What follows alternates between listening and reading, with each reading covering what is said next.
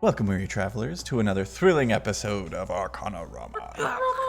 I'm Cameron Holt, I'll be your dungeon master for the evening. I'm joined as always by the intrepid Arcana crew. Do the thing, Arcana crew. We didn't discuss this. It's the thing. This thing isn't is that we The thing we cry. always do. That wasn't in the script you gave out last week. My teleprompter says "Howl at the Moon."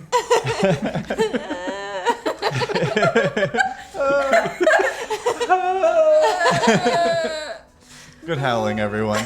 Before we begin, we have some announcements to get through, so I'm going to throw it over to Taylor to tell you some words from our sponsors. Taylor. Sponsor words. Here's three of them. The Gilded Rogue. Oh, That's one of our sponsors. They make shirts and also koozies and other things that you like that are D&D related that you can purchase to prove to others that you like D&D. And they're very nice. They're very well designed by our friend McCall.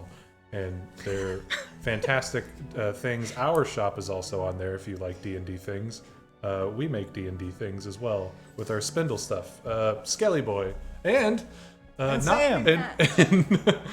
And Sam are wearing some of our moich. How are the sweaters? How are the? Oh, very cozy. Yeah? This is my favorite sweater.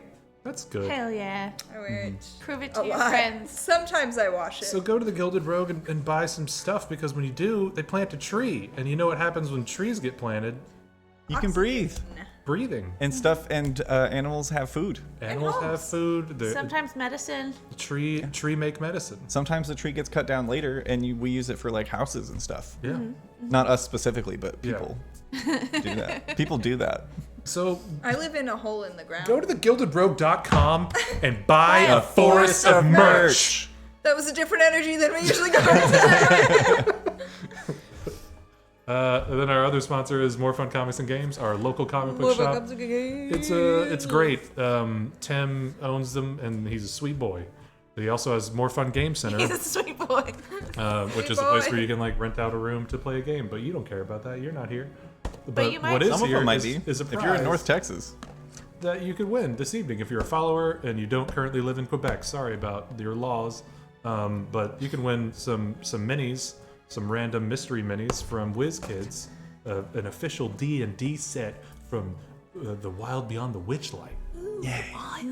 Chock full of fairies and shit. It's got fairies. It's got dog coming out of portal. It's got Giant a blink dog. toad. it's got giant toad. It's got Zablina. Sindel Zabilna. from Mortal Kombat. it's got Chucklehead. It's got Gullup. Don't you wish you had a chucklehead of your very own? It's got Gullup the 19th. I mean, come on. You've been waiting for him. It's got Jabberwock from a very not good Terry Gilliam film. But yeah, you can win that this and evening Alice as in well as Wonderland. other things. And that's our other sponsor, More Fun Comics and Games, our local comic book shop, which I already said. They give us the stuff for the giveaways. And our last sponsor is me. Yeah. Yeah, because I'm going to be DMing a show in the near future. It's set in space. It's going to be D&D, and it's going to be set in space, but different. And I wrote it, but I didn't write this. I'm very good at coming Very up with things on good. the fly. It's going to be so much fun for I'm you going to to write listen you to. some copy next week. I promise I will. Work has been a motherfucker. Man. That's fair. It is. Yeah. 'Tis the season. Sucked. Same, actually. But I really- Subscribe if you want us to not have jobs. If you want this to be our Give job. us that chance, please. I want to quit with some dignity. But yeah, it's gonna be set in space. I wrote a whole bunch of stuff. I made a maybe too crunchy ship system, but it's gonna be rad. And I'm excited for you all to hear it. It's gonna be like a old timey sci-fi radio show feels. So we can get your ears ready for sounds. Frontier, get your Wet ears your ready for ears. sounds. Hell yeah. Speaking of sounds, you're hearing a new one right now. I think only Sam knows about Yeah. this. I wrote a new song, and we're listening to it. It's called The Can you Mistwalkers. shut up for just a second, Cam? I can't appreciate this song. It is kind of rad. Like it blended in so well with like the music we always use. Yeah, well, I hope you like it because it's called The Mistwalkers. Nice. And if you want to listen to it more, What? And even more so, you should look it up on like Spotify or something because I stole some art that you made for the photo. You're gonna make me cry. It's streaming everywhere. You can use it in your games. It's on all streaming services. It's The Mistwalkers by Cameron Holt. That's me. And yeah, it's orchestral and fun, and I like it. Next week, we have our 200 follower charity stream next Sunday, December 11th, starting earlier in the day. We haven't set on a specific time, but probably like 1 to 2 p.m. start, and we're just going to go until we can't anymore. Follow us on socials for details. Yeah, it's an art better. stream. We're going through the monster manual, monster by monster. We've already allocated who's drawing what monsters, and we're making them sexy. I forgot which one I'm drawing. There's a It's doc. a Google Doc. I don't want to look at it. Perfect. So yeah, that's next Sunday. Not next Saturday, but the week after, December 17th, is our holiday one-shot. We are continuing our story from last year in Westeros. You can check that one out on YouTube if you haven't already caught up. And we'll have a recap on socials the week of. So follow us at Arcanarama Show and at Arcanarama across all social media for that, as well as fun clips of the show, beautiful dice videos, and more.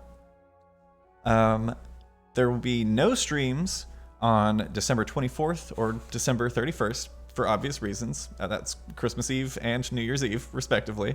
But we'll be back in the new year on January 7th to continue with episode 51 of the main campaign. I haven't talked this over with you guys yet, but because 50 feels like a milestone, I was thinking about maybe doing 2 dice giveaways next week. Oh, shut up. Ooh. So that'll be fun. Yeah. Well, you're the sponsor. Oh, we'll be so- sending giveaways It's true. early next week. Mm-hmm. Yeah. Nice. We're trying like a new way to do it.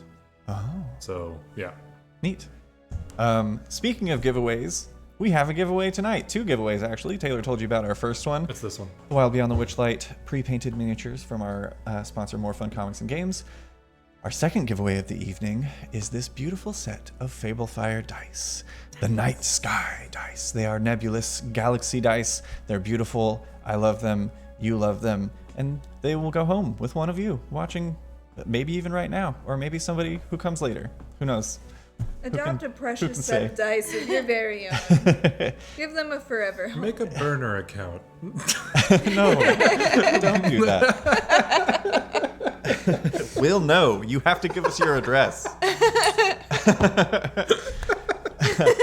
You must be a follower of us here on Twitch to be eligible to win, and you can't live in Quebec because they have laws against giveaways, which blows, but that's how things be.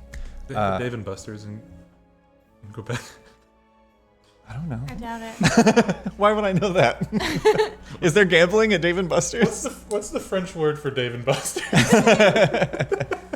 David, Oh, wow. and whatever Buster is in French. I just said it. Get in the chat if you know how to say Dave and Buster's in French. It's time for a vibe check. Oh, I didn't even break my dice out. Go ahead. I roll. also forgot. Roll a d20 to check the vibes. You can roll along with us at home in the chat by typing !vibe check in the chat. And the lovely Arcanarama bot, which will be running all of our shit tonight, by the way. All of our shit. Robbie's in the chat. Robbie finished our giveaway bot. Yeah, it's super rad. I'm very excited about it. Robbie's in the So yeah, go ahead and type !vibe check to check your vibes and see how you did. And we're gonna see The how we one did. medal set I have. Oh, Oh, nice. I got an 18. 7 also. Oh, please roll a 7, because then it'll be lucky for all of us. I'm gonna roll 7 real quick. Boom, 14. 14, that's like 2 more. That's like 2 sevens. 7s. Nice. Just for funsies. Can I have you guys roll one more time? Okay. No, you gotta tell us why it's fun. Maybe you'll find out later. I like the neck movement. Who's I'll roll gonna again. die first? I got Oh, you're good. 16. 17. Oh, Oh, It's a tiebreak. I'll die. it's all breaks. In fairness, I've done a lot of dying. That's true. All right, well, I think that's all of our announcements out of the way. So it's time to finish the long journey home in tonight's episode of Arcanarama. Previously on Arcanarama, in their last sleep aboard the Steelheart, Ulma received another dream vision from her diva, Bodan, and was gifted a staff that could be used as part of a ritual to potentially destroy primordial shards. The Mistwalkers then made port in Dark Pines and began making their way towards the Hallowed Hammer Tavern. Around the back of the bar, Alma used the Jewel of Detection to see what primordial fragments, if any, the party had already collected. After a bit of confusing testing, they decided that most magical weapons were shards, and as such, there was little use in destroying them soon. The party then stopped into the Hallowed Hammer for a drink, and were instead enlisted to help with an emergency birth taking place on the tavern floor. After helping deliver a stranger's baby, the party set out for Hillslip, choosing to take a detour on their way towards Waterdeep. On the road, they came across a forgotten battlefield from the time of the Grimdarlian invasion, as well as a well-meaning witch that traded potions in exchange for food and news of the outside world. Silas made a breakthrough with his shadow and now appears to be able to openly communicate back and forth with the being, in addition to gaining access to the shadow blade that both Ulma and Genevieve have wielded before him. Upon their arrival in Hillslip, the party stopped to watch a puppet show that told the history of the heroes that protected Windfell from a great dragon during the Grimdarlian invasion, learning that there could potentially be a primordial fragment buried in the Shaded Grove Cemetery of Hillslip. Will the party linger in Hillslip or set out for Waterdeep? Does Silas's shadow have something up its sleeve? Are all magical weapons really primordial shards, or is there something more at play? Find out right now on Arcanarama.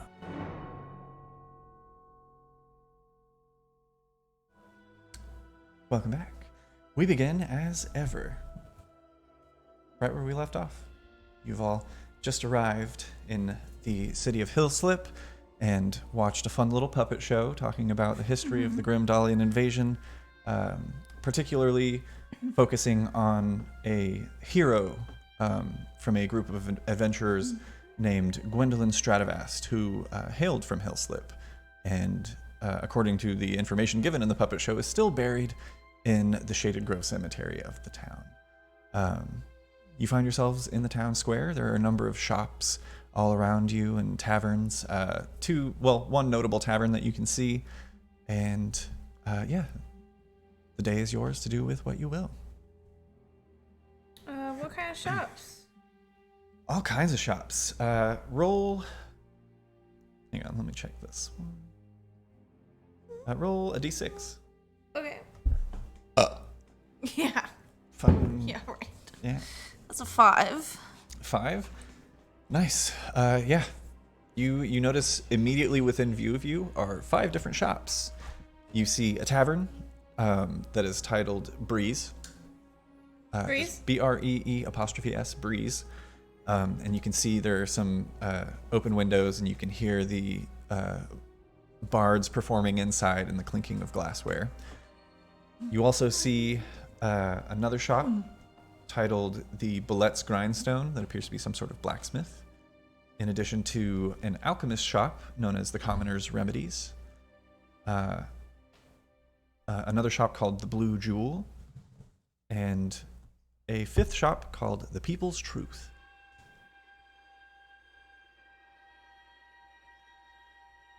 So, was there anything we wanted to get up to? I think there was something with that particular gravestone that was mentioned. Maybe you wanted to ping? I feel like that's a word that doesn't exist in this world. Oh, that could be pretty useful. I hadn't considered it. Like when you flick something at a helmet and it pings. Right. So you know where it is in the dark. That's the sound it makes, right? Of course. Right. A beacon. I'm used to that. We'd have to be, I guess, a couple paces back. Yes. Also, probably this, and I will just hold out the potion of healing that I got. I don't know if it'll set it off, but I theorize that it would set it off. Oh, right. Yeah. I'll hold on to it. I'll grab it back from you. Do we want to go check that out before we make the rest of our plan? Sure, maybe we should do that first, and then we can come back Right, around. yeah. I wasn't look at the expecting to stores. spend all day over there. Just Oh, I thought we were just gonna, that's where the party is yeah, for the day. symmetry. But yes, we could just see if the beacon works better when we're back, and see if there's something Sure. in the way. We will look for the cemetery. Wonderful. Make an investigation check. Or actually, sorry. Yeah, make a investigation check. All of us. Whoever's looking. I do be looking. I'm gonna look for a knowledgeable person. Okay, make a charisma, just a base charisma check. 17. I don't know why I'm looking. That's probably a +0. Yeah, baby. 10. 4. I'm looking with a furrowed brow in this crowd. Yeah, you see a number of halflings. Seems to be between halflings and humans, kind of the majority of the makeup of Hillslip from what you can see so far. But there is a smattering of all different types of peoples wandering around. And with your furrowed brow, you get a couple of kind of like glances of people crossing the street as they see you. No one approaches you, but if you would like to grab someone, you're more than welcome to do so. Good day. People seem to be ignoring me. You got a 17 survival. I got a 17 investigation. Investigation, correct. 10 investigation. Investigation. Cholula, you quickly track down a sign that says Shaded Grove, pointing in a direction south from your current position. Okay. It's because you look grumpy, Silas. Come this way. I'll start leading them in the direction the sign points. Excellent. Yeah, you pass a number of homesteads and cruck houses, and one more business that looks to be a general store that's just called the Jasper Table. And eventually find yourselves at the southernmost portion of Hillslip. There sits the Shaded Grove Cemetery, with a wrought iron gate set in stone pedestals on one side, and steep white cliffs leading down to the Sea of Squalls below on the other. Trees with twisting trunks and broad, spreading branches of pink and white leaves stretch and cast a warm shadow over the grassy field lined with headstones. A few mausoleums and statues dot the landscape as well. It's not nearly as vast as the City of the Dead in Waterdeep that you guys are familiar with, but it truly rivals its beauty and reverence for those who have passed. There's a pair of wrought iron gates that are open. It is a public place. If you would like to enter, you're more than welcome. Yeah. How big is this place? It's pretty sizable.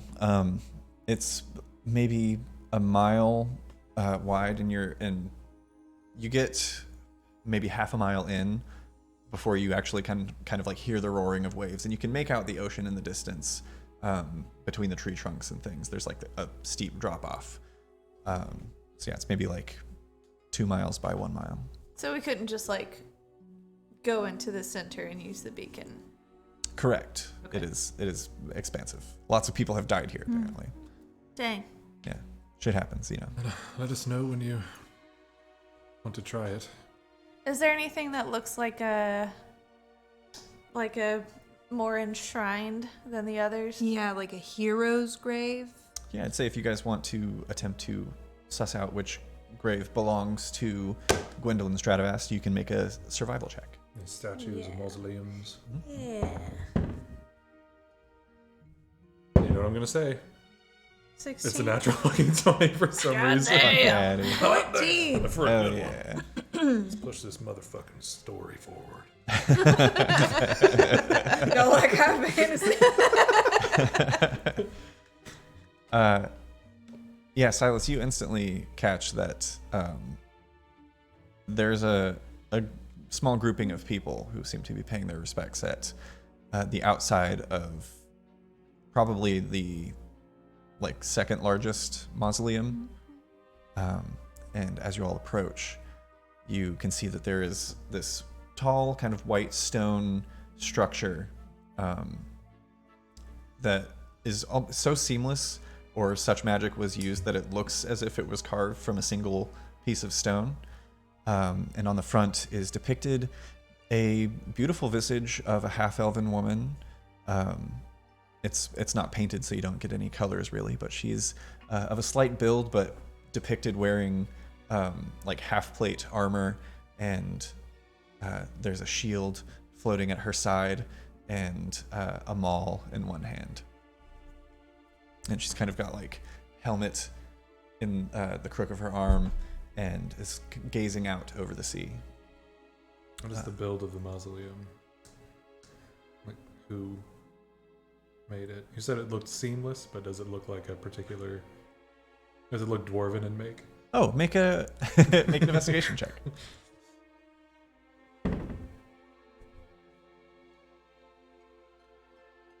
8. No, it actually feels more elven to you.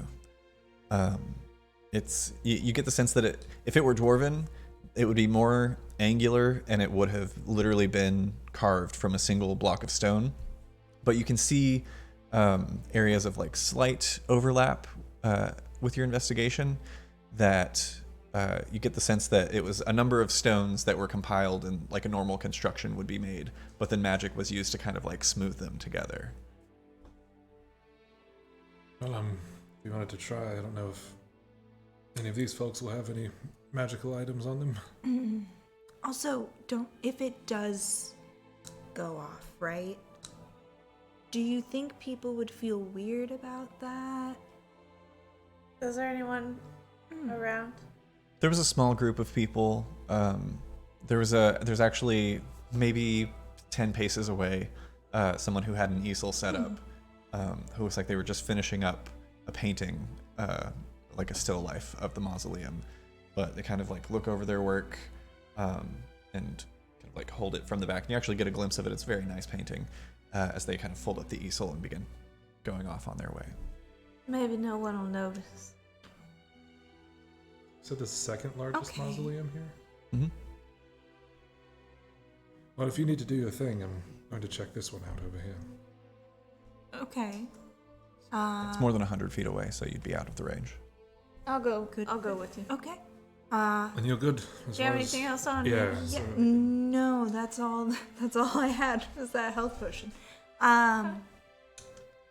Yeah, if anything comes up, you'll know by the bright light coming from my direction. Exactly. I'll head towards Gwendolyn's mausoleum. Absolutely.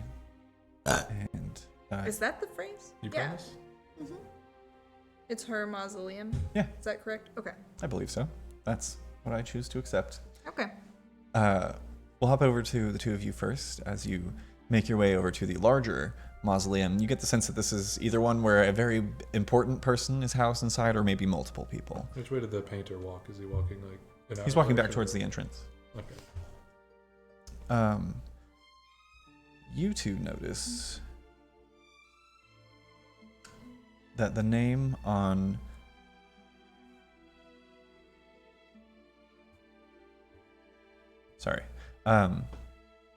the name on this mausoleum is Atherton. Atherton? Mm-hmm. What is the make of this one? Does it look as heroic, or is it like a mayor or something? This one seems more regal. You get the sense based off of the kind of like gray and white marble with gold accents that this is more of like a royal's tomb. Yeah. You think we'll be remembered for anything? Likely. I mean, like this, not turning tables over at a bar or something. I don't know. I guess it depends on if we can restore the balance, and I mean, if we're able to,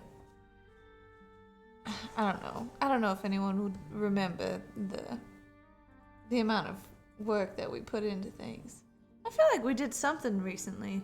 We invented a spray bottle, if I'm not mistaken. We And- did. The tree, I feel like no one saw. I feel like that's just kind of our little story. that we Yeah, get to and tell we us. really didn't do it. They did that Right, on but- accident. But the thing that came out of it was, I don't know. But I'm we not did- like, we- please make me famous. I'm We just helped all those people get out of Altanen, and we Right. helped all those other people get out of Chilbrand. Maybe if we find a third group of people to get out of somewhere, they'll all come together at some point and be like, "Oh, that was the Mistwalkers, wasn't it?" The Mistwalkers is nice, but it'd be nice if it was like the Mistwalkers : some cool badass shit, like Yeah. Maybe we can If- have shirts made. we seem to be very good at evacuating people from a bad place. So maybe it's like the Mistwalkers Evacuators.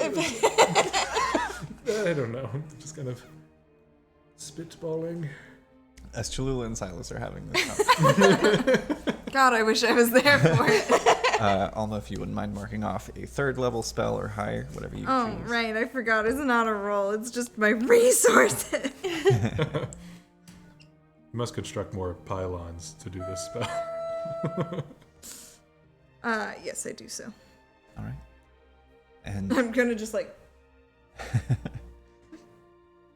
as you begin to funnel your magic, as you understand it, into this small opalescent gem, it begins to gleam with bright golden light. I'm gonna look around for where Cholula and Silas went. We're probably for a second, like, Yeah. talking about merchandise. Oh, what do we do? Maybe move around to see if proximity is a thing, you know? I just start walking away. Well, I mean- Like, I just, You know, the feeling you talked about. and leave. The feeling! You know? I can't get Are you any- walking towards Silas and Cholula? No, because they're gonna just keep it glowing, so I'm walking just the other direction. You walk in the other direction. As soon as you get about 100 feet away, it goes just to a dim green glow. Okay. We should get Should closer. I walk back? You know, it's... Do you want, should I, We're going to meet you at the mausoleum. what? I don't feel like yelling is good here. Is there anyone else like more? Yeah, there's a couple. Yeah, there's a couple of people. Like somebody's. There's a. There's a halfling man who is like standing at a pretty decently sized headstone. It's about as big as him, holding a flower. Who's kind of like looking over his shoulder at all of you as he like places it and kneels down. Sorry. I'll start walking back towards the mausoleum. Yeah. You reconvene in front of Gwendolyn's mausoleum. So, was there a feeling? You had mentioned not being able to compare a feeling. Oh, right. Can I just kind of like focus in and try and get an idea? Like, does this feel like when I was holding the deck of cards? Or could you like hover it Is around? it different? Yeah, make an Arcana check. We could back up if you need. I'm just gonna get closer to the mausoleum than I am to them. Mm-hmm. Cool. 10. It feels very similar to the way that it did when you were holding the cards. But also, Silas and Cholula are nearby. Can you guys just... Yeah. I'm not going to jog. You can make one more Arcana check as they exit. Come on, radius. Alma dice. Dirty 20! Hey. A sense of calm falls over it as soon as Silas and Cholula are out of range. And That tracks.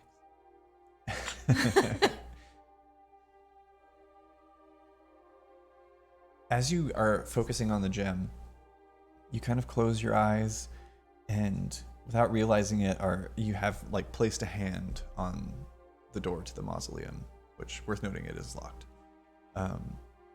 But you close your eyes and you feel this very comforting sense of warmth. It's like a heated blanket has been like draped around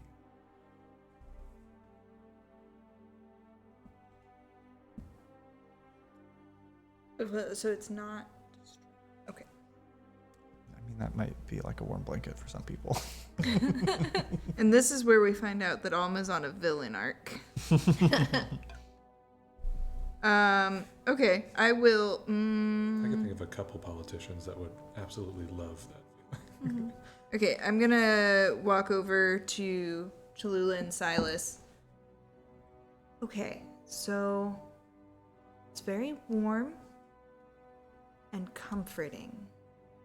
Well, that's nice. What was the other one again? The other feeling that you had? You said the deck of cards made you feel so. Right. I didn't know if there was. Chaotic, right? It was very chaotic. It was Yes. It was like several. I think I described it as several like overlapping static charges almost, Right. just kind of flickering from the gem. So, It's what they're capable of, right? Like, the cards were capable of chaos. This person seemed warm. right. Or at least, whatever it is that's in there. Right, yeah. So we need to go in. Well, Because we gotta get the thing, right? How do we know which thing it is when we get inside? right. I think right now we just mark down that something is here, but we were still planning on investigating what exactly it is we're doing before we take any actions. Right, yeah, we could mark this one. I think the ones I'm the most concerned about personally are the ones that are being abused by those on this plane currently. Right, so Right. should we be worried about, is anyone else also after these things specifically? Does anyone else know? Oh, you know That what? this I is a hadn't thing. considered that possibility. Well, people seeking power, it seems, right? Right. But do they know, or did they just end up with a thing that kind of amplified? right. Are they the evil seeking demons? out because it's a powerful magical item, or I mean, that's because they know it's a shard? something that Mert trained us was, whoever's interested is your best lead, right? Hmm. That's not a bad way to go about it. Right. But this one doesn't seem to be in use currently, and so as long as we don't tell anybody it's here, then maybe it'll still be here if we decide we need to come back for it. It's neutral in that a weird Pontifex is not holding on to it. It's just in a stone building somewhere, right? Right. Also, that sensation could be cultivation or preservation, so we don't yet know if it's something that needs to be destroyed to return the balance or if it can stay as it is. Okay, let's mark it and then return to the market. That I was see fun. what you did Yeah, there, no, Silas. that was good. I feel weird laughing here. Well, You can laugh in a cemetery. There's There was a rules. halfling earlier when we were yelling. He was. Well, shouting was probably wrong. Yeah, no. well, how I kind else of were we forgot. supposed to? I guess we do have the rings. Mm. Well, we might need them for something important later. Yeah, like They don't understand no. the kind of things that we get into. They don't know that we're doing very important I world think their saving lack of business. understanding is probably the crux of the issue. We could tell them that it's for world peace eventuality. You know what? Try that. Okay. The Is he next still time we here? bother somebody deeply on an emotional level, say it's for world peace. Yeah. That's good. I think it would get us somewhere. Make sure I'm around. Okay. We're always together. Not always. You were 100 feet away earlier. That's why we were yelling. I would have been able to see it if something was happening. It's probably best not to split the party for a lot of reasons. We're not always together. You went to the bathroom a couple hours ago. I am curious. There was a shop called, what was it, People's Truth? A shop called People's Truth, Yes. not a court system? I'd like to go and see what that is about. Yeah, we can peruse. I don't think we're in any rush. We're meant to get rest and then continue our journey, right? I would like to eat here. Yeah, Before we- it smelled very good, both in food and other ways around here. So I imagine the food here is very good. Other ways. Flowers? You could say so. Yes, you could say flowers. I did. Before we leave, like on our way out, there's nothing like suspicious. Say it with your face without saying it with your words. You I just couldn't did remember the word. You just did like a silent film acting study on how to be suspicious for like 4 seconds. That's great. Yeah, it's incredible. Anything suspicious about Gwendolyn's grave. make an insight check? Is there anything? Is there anything? Great. I need a cool hat. Right? What was my Just start wearing my hair down so I can do fun hat things. Insight. insight? 19. 19. No, it's not like tucked away anywhere. It's Okay. very, like, there's a lot of visibility here. It's a little bit higher up, not quite near the cliff's edge, but closer to it than the majority of the cemetery. There's a cliff's edge? Well, the ocean is the I backdrop would like here. how far away is it? Not very far. Can I it's just go maybe- look yeah. down? Maybe like 200 feet. Yeah, make a perception check, I guess. Okay.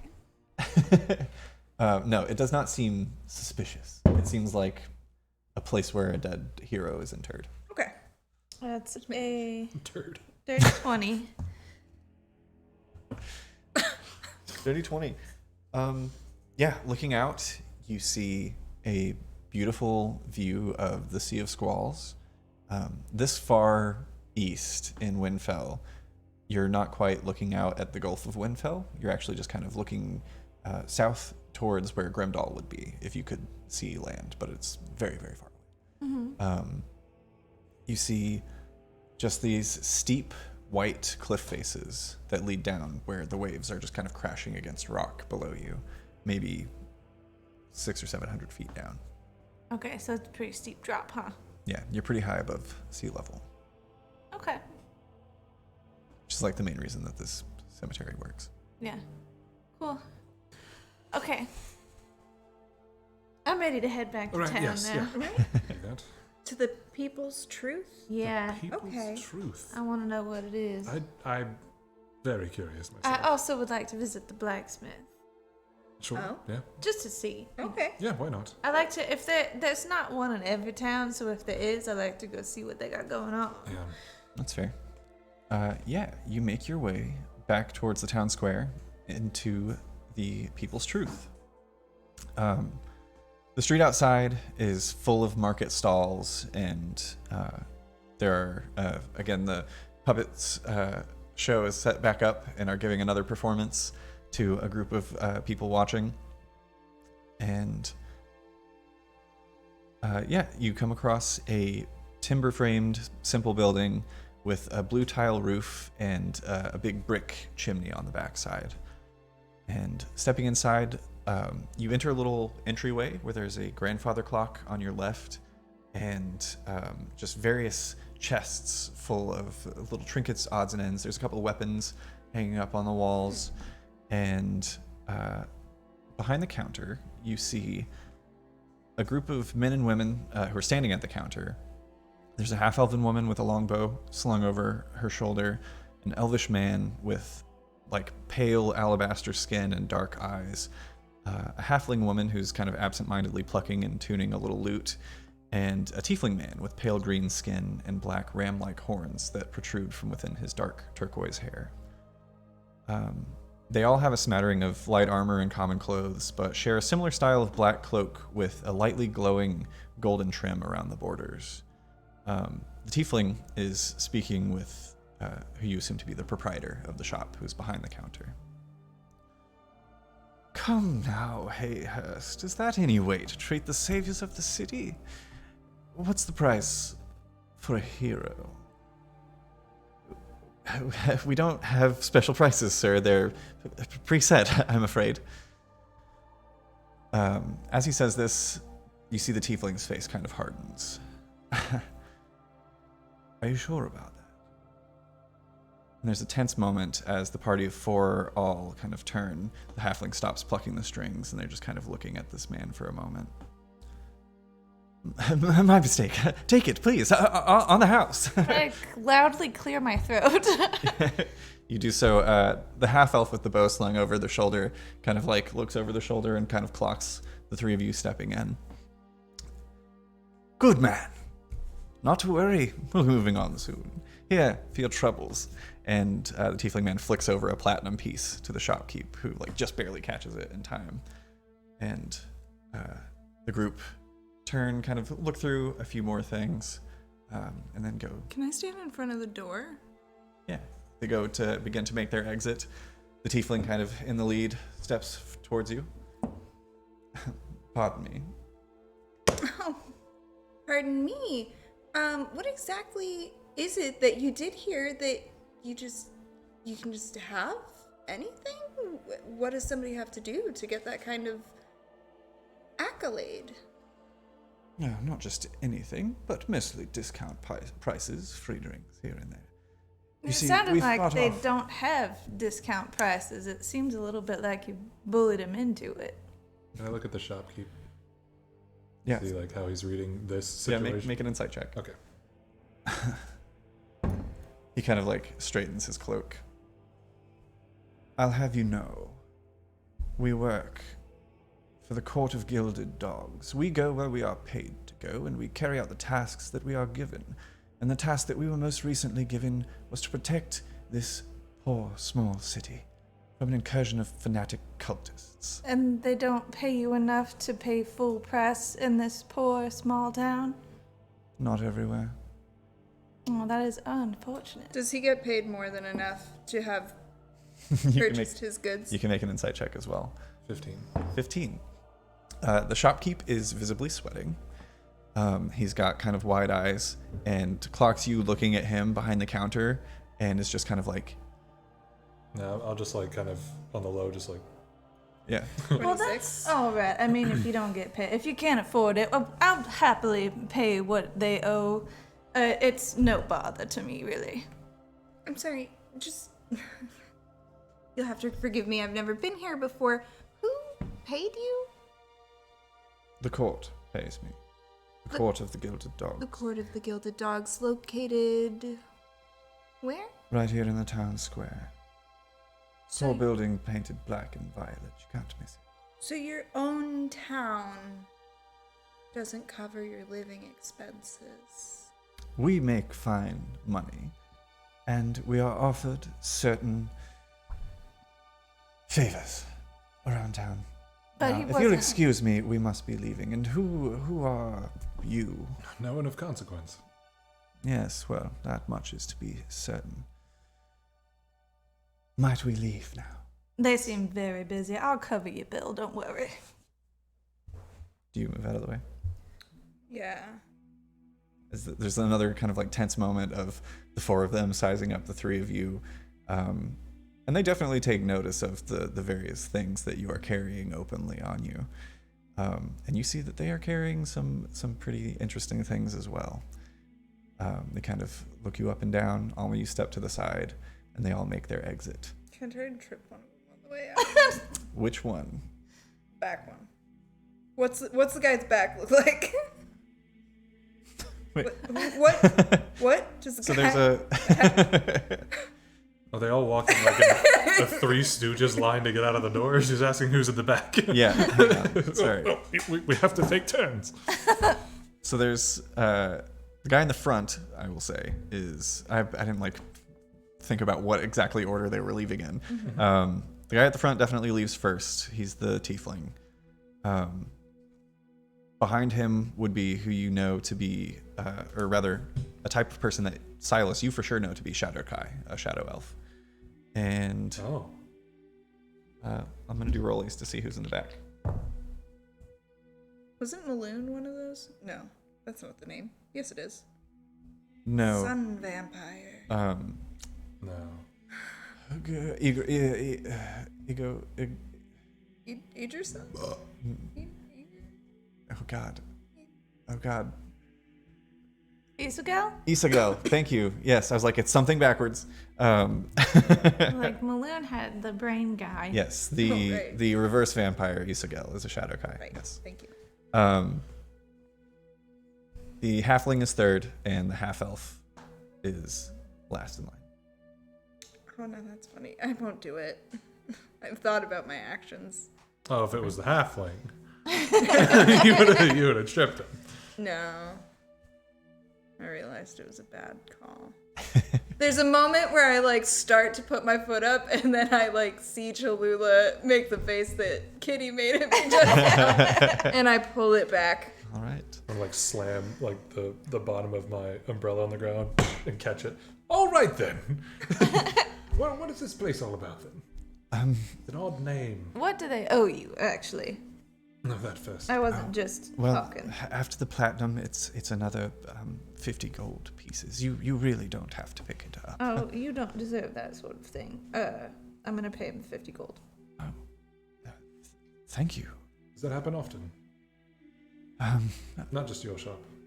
I mean, some of those with the court are nicer than others. But that particular group, it's only the second time they've come in, and hopefully it's the last. I did believe him when he said that they were moving on soon. They seem like they have a name. Do they? Collective? Well, they're just mercenaries. I mean, there's different groupings within them. I don't know if they have their own personal name, but they work for the Court of Gilded Dogs. It's actually run by a lovely fellow. What was his name? Dorian Kvelter. Dorian Kvelter. Yes, they've got a storefront. They've got a business front here on the square, and it's a mercenaries for hire. We have here in Hillslip, we're not behind great stone walls or a moat like other cities are. Most large dangers don't make it this far south, but those that do, we have quite a hefty city guard and militias that can be rounded up. But with the recent attacks by this Silver Stake group, we found ourselves a little short-manned, and they were able to easily pass what city defenses we do have. So the mercenaries were necessary. So, did they act like that before they helped the town? And also, did those specific people here actually, were they involved in saving the town? Or are they just part of the group that showed up after? As far as I know, they were present, and they seem to be able to handle themselves in a scrap. But I'm sorry you had to witness that embarrassing moment. I am Alex Hayhurst, Enchanter Extraordinaire. Welcome to the People's Truth. I sell magical items and enchant magical items. We do have a number of specials today. We'll call it the helpful special for friends only. I have a beautiful necklace and some lovely gloves. The necklace, perhaps you're familiar, a necklace of fireballs. It can rain quite a bit of destruction. You look like you're in the protecting yourselves business from time to time, if I know a keen piece when I see it. That is true. And I've also got these gloves, which are gloves of procuring. Just for procuring. Okay. Speak plain. It's fine. Make a persuasion check with advantage.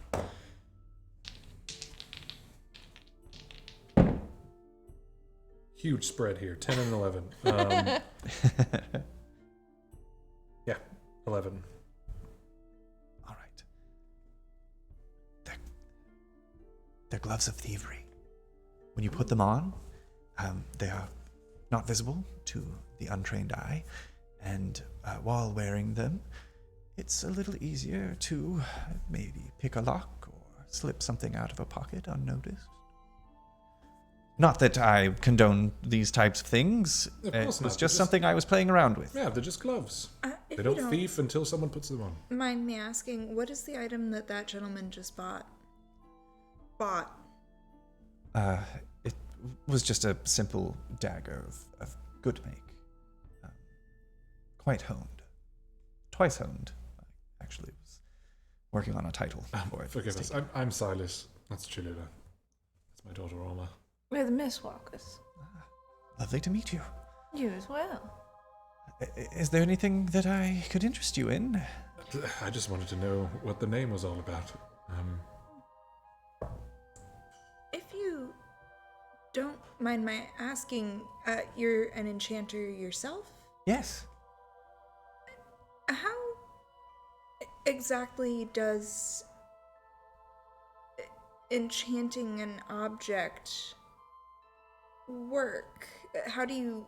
Oh, well, there are a number of ways. Namely, one way that the lay caster could use to enchant an item is as simple as being persistent. If you have a spell that you can produce with an effect that you would like to see come from an item, you can simply focus that spell energy into the item day after day, as many times as you can, until eventually the enchantment will hold. And it takes a bit of arcane know-how, but there are certain runes and things that kind of help the magic stick a bit. But things can get a bit more complex. There can be combinations of different spells to get different desired effects, or there can be all manner of runes from various sources and languages, some ancient and forgotten, some recently created. Those kind of bring the power of the spark to the item itself, if that makes sense. You fancy yourself a historian by chance? I dabble. Things? History of magics is more of a hobby of mine than your typical war historians or things of that like.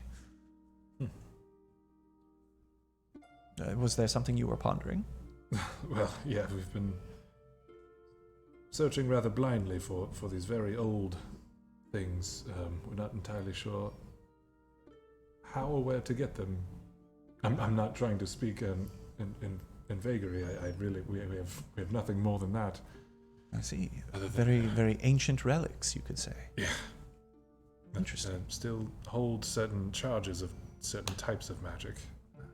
I did have the honor once of looking upon a very ancient relic of sorts, an enchanted shield. It was fascinating, ageless, but like new.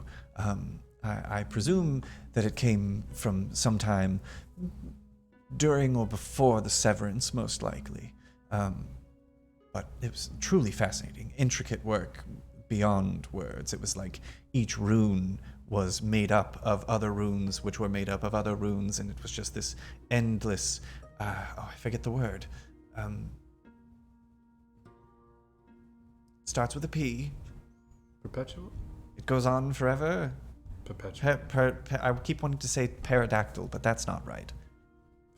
A fractal. Fractal, yes. That's not a P at all. Yeah, it I looks was gonna like say one. ping pong. Yeah. it What's could- that? It's a game. Oh, Are there any indicators one could look for if they were trying to determine whether or not an object was pre-severance or not? yes, the fractal pattern. And again, I've only had the honor of looking upon a single of these items from that era. But as I'm told and as I've read, the fractal patterns are a telling sign of that specific time, when things were being crafted not by the hands of mere mortals, per se. And what happened to this artifact? Well, Was the hero of Hillslip's shield by chance? it was. Are you aware of it? I just saw the mausoleum. It's a lovely, lovely animated shield for a lovely girl. Just incredibly kind and warm. And yes, she had this incredible shield that she found in some tomb somewhere or whatnot in her travels.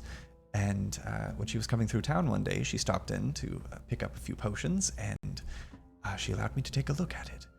And it was just absolutely fascinating. What was it capable of, do you know? Well, it's animated shield is a close enough description, I guess. Shield of protection feels a bit redundant. More of a shield of self-protection. You could speak a command word, and the shield would hover at your side and protect you without use of you holding it in your hand. Truly a wondrous item. Preserving the life of the user, you would say.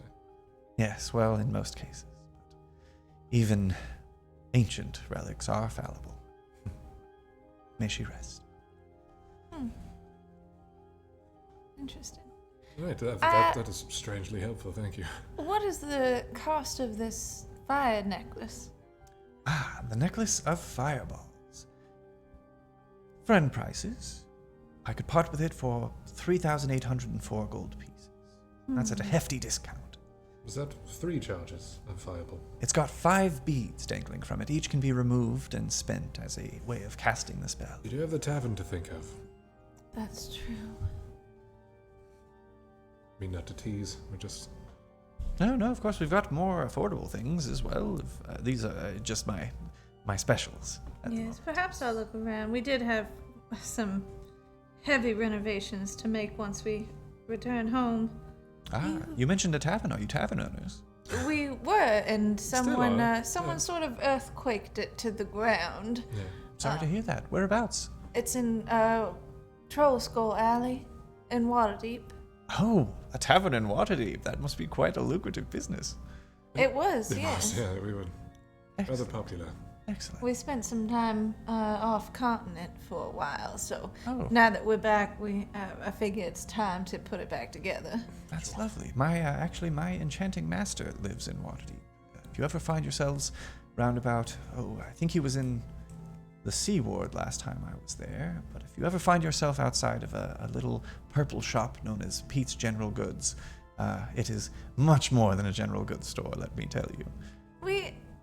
He's always got some sort of rotating secret passphrase, but you can usually just, get it out of him. We have been, have we not? I think so. It'd be pretty hard pressed for this The particular group of passcode humans.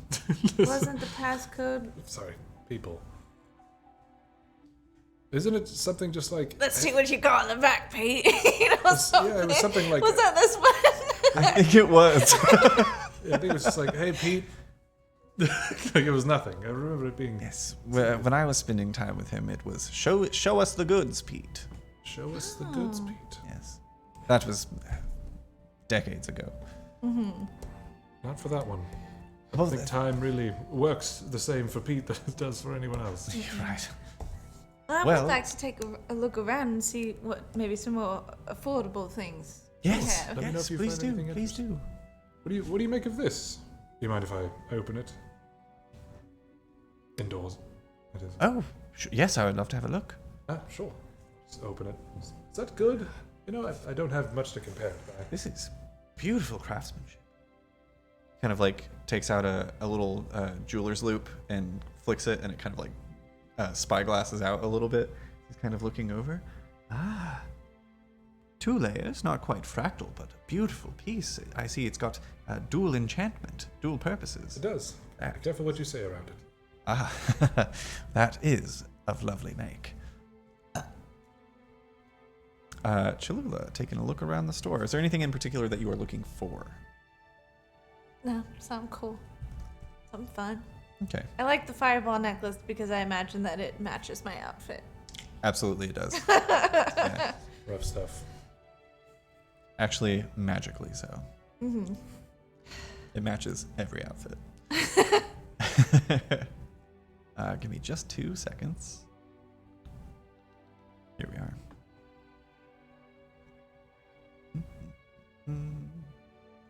Anything you're looking for, Alma?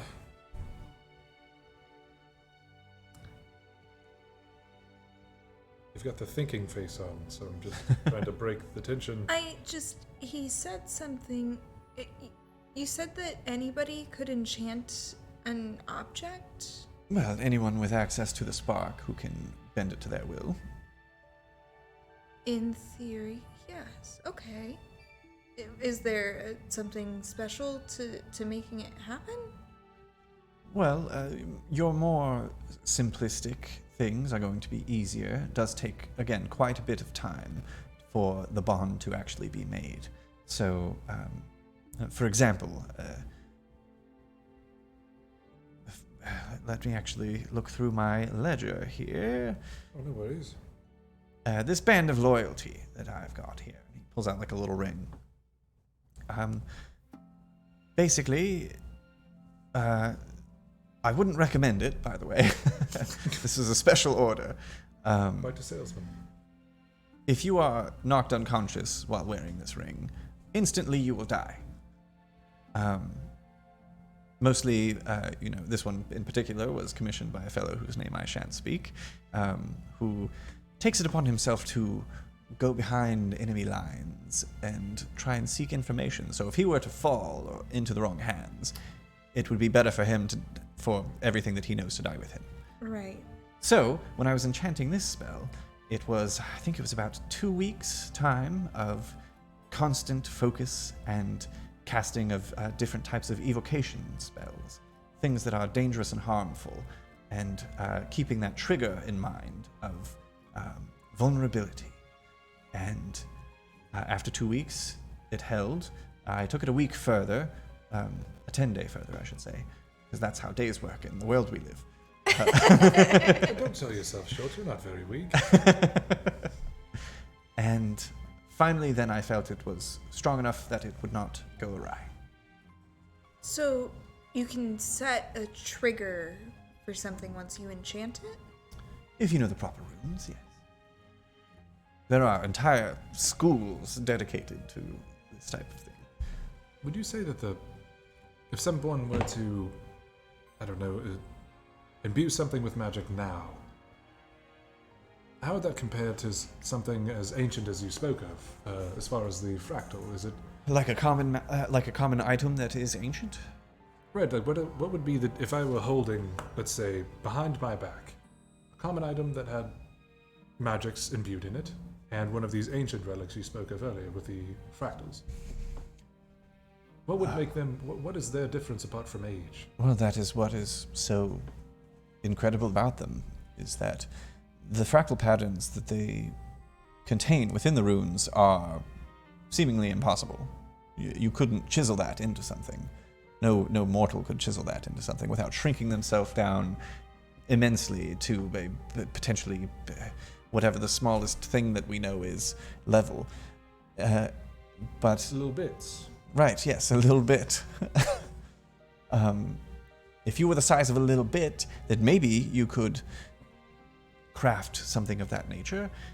But again, it would take immense magical power in order to do so. That which is not wielded by mortals in this realm. Does that make sense? Right, it's very complex. No, yeah. I've been studying enchantment for maybe 40, 50 years now. Are there, by And still, I feel only a student. chance, books of more simple runes? Yes, there are beginner's guides. Where would one? Any bookstore or? I might actually have an extra copy. Would you? It's not one of those For Imbeciles books, right? No. I can't stand that author. It's like he's always talking down to you. It's the format, right? Yes. Let me have a look in the back. Just one moment. He goes through a beaded curtain into a back room. You hear a couple of drawers open and close, some obvious rummaging, and he comes out with a very well-worn, leather-bound tome that just literally on the front just says Enchantment 1. This is for beginners. Mostly it covers cantrips and how to begin shifting your mind magically to focus in other areas. Right. Look. How much would this cost? For what you've done for me this day on the house. Thank you. Please Do you enjoy. have just unenchanted things around? 2 necklaces?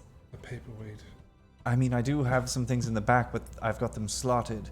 If you're Right. looking for necklaces, there's a lovely jeweler in town, the Blue Jewel. They have a number of pieces there of varying prices that I'm sure you could find something nice. Thank Are you. some items more primed for enchantment than others? Yes, as is the way of casting spells, at least how I understand casting arcane spells. Most of my magics come from emotions, from what I can gather. I see. Fascinating. Yeah, no fucking clue.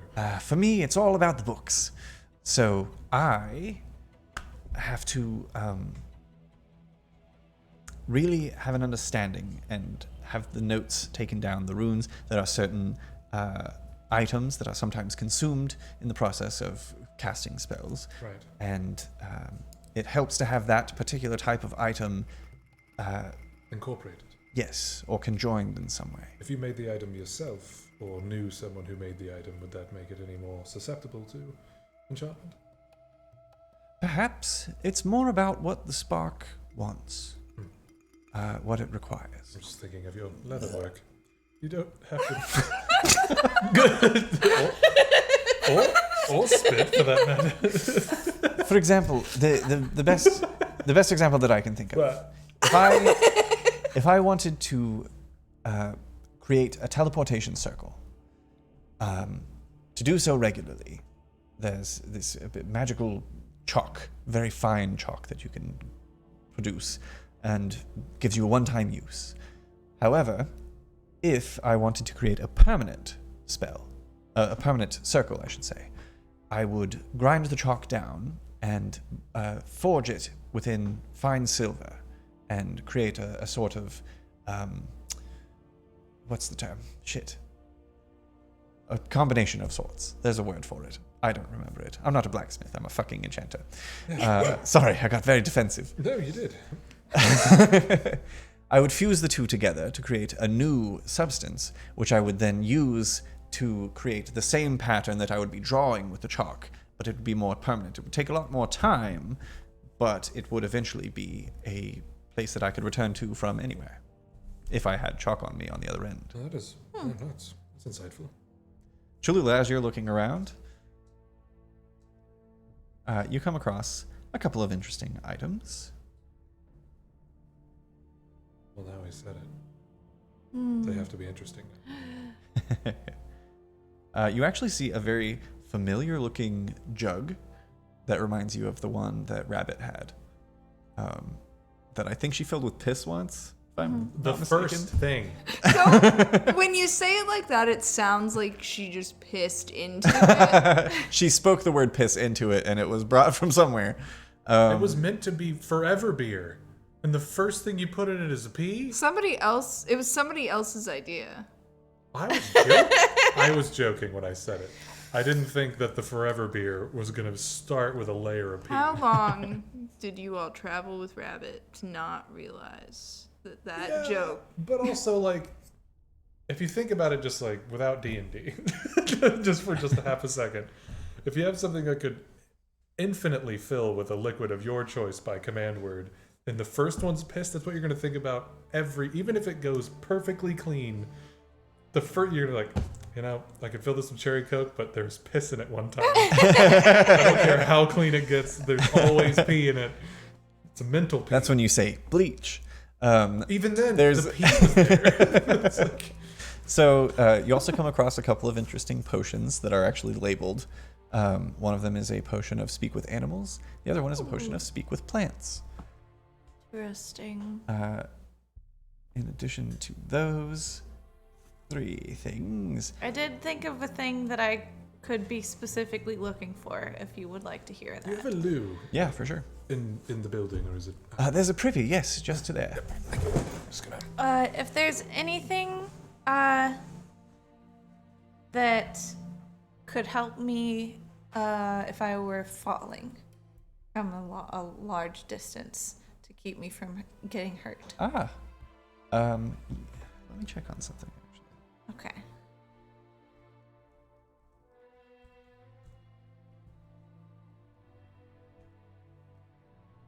For no reason.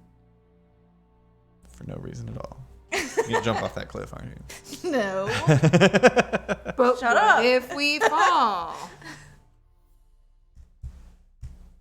Because you can, like, fly, right? Yeah. And then he has a monk thing, and also I think a ring of feather fall. Yeah. He does. And I would just fall.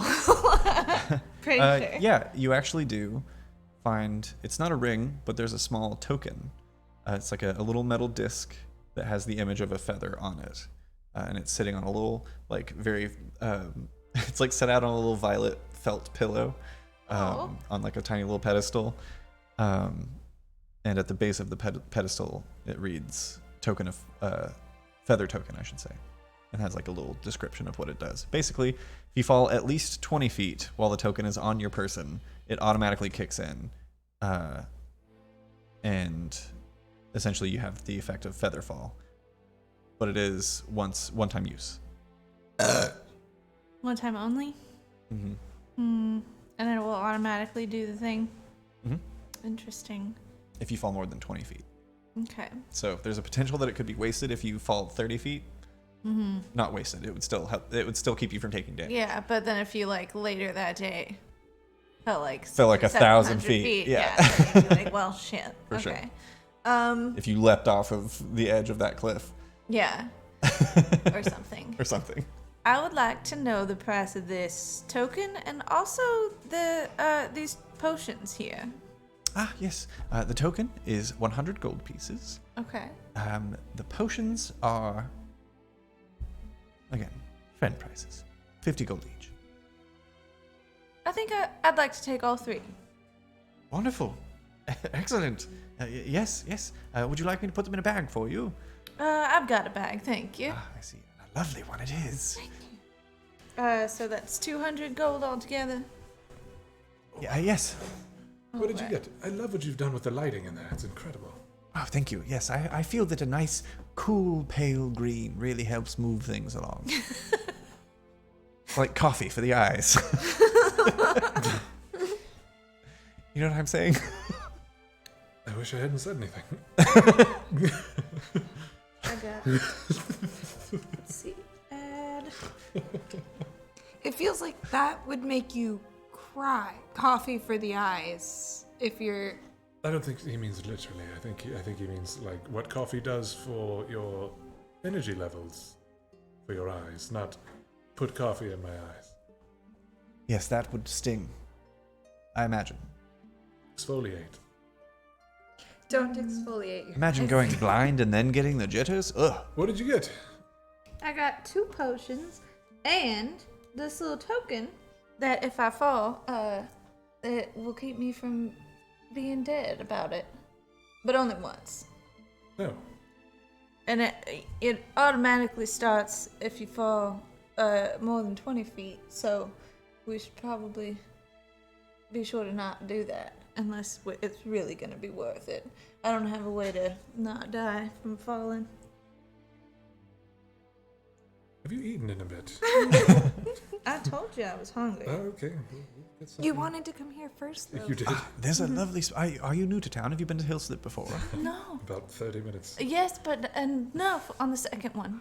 There is a lovely, lovely little hidden spot just down the way. You'll notice it seemingly innocuous wooden door between 2 blue rose bushes. It's the blue rose. It's a sort of a you have to know about it kind of place. Ooh. But it is lovely. The food there is excellent. The drinks are even better. Ooh, we should definitely do that. Nope. Yep, I know that high-pitched ooh. Are there, as far as like places to stay around? It is a tavern as well. They offer Oh. rooms. Hell yes. Great. Hells. Or an inn as well, I should say. A tavern and an inn. Okay. But if that doesn't float your fancy, there is another inn nearby. Breeze. Lovely. Just a bit more Breeze. crowded. Okay. Is there anything else that I can help you with? I don't believe so. No, I think that's all. You've been very helpful, honestly. Thank you very As much. have you. Thank you again for standing up to those assholes. Of course. Yeah. Hopefully they will actually be leaving soon. Yes, I hope so as well. And I've got ways of protecting myself if they come and try to push me around Yeah, I was again. going to say maybe less than quality for them. Right. Well, I hope you have a lovely day. Come see us again sometime. Well, thank you. Lovely to meet you, Mistwalkers. The Mistwalkers. Yes. Yes. Wonderful. We have our own song. What was your name again? My name is Alex Hayhurst. Hayhurst. We'll be sure to mention that to Pete. Hayhurst with a H. Hayhurst, sorry. Alex. Hayhurst. Hayhurst. Yes. My father was a rancher. My father was. The hay first. Yes. My father was a Wilford. Bit of a joke. Well, Well, good day. Yes, enjoy your stay in Hillslip. You step back out into the fragrant streets. That was a good one. I feel like that's great. Like half of an anecdote. That's good. That makes it a lot more interesting. Because everybody can say, "Oh, this is awkward. Goodbye," but really making it awkward. I didn't mean to do that. That was really horrifying. Is it always an accident when we do that? One time it wasn't. That time was real. You okay? No. Okay. So Let's go put some food in you two. I wanted to make a connection with someone and I made it weird.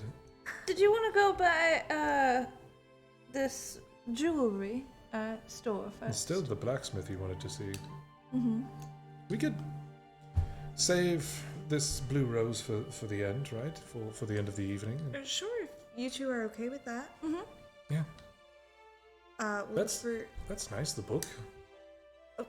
Right, I have an idea, but I need to do some reading I figured as much. first. Let us know if you need anything. Components. Possibly money. But we'll find out when we get to the jewelry. Won't we? wonderful, you make your way to the Blue Jewel. For the sake of keeping things moving here and not just falling into an entire shopping episode. Right. Well, Wow. last time you were like, I named all these shops, and you guys didn't go. Oh yeah, and I'm still gonna give you the names of everything Yeah. and descriptions. We're gonna go to all of them, or at least these two. Cool. Yeah. The street outside, again, still has, it's on the same street, so there are the performers watching the puppet, or rather, people watching the puppet show performers. A little bit odd.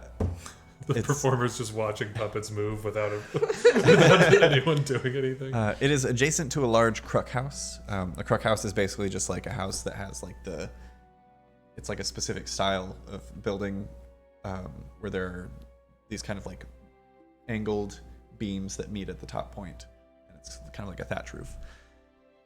But the jeweler itself is a terracotta cabin with a gray tile roof, and stepping inside, there's well-made wooden furniture.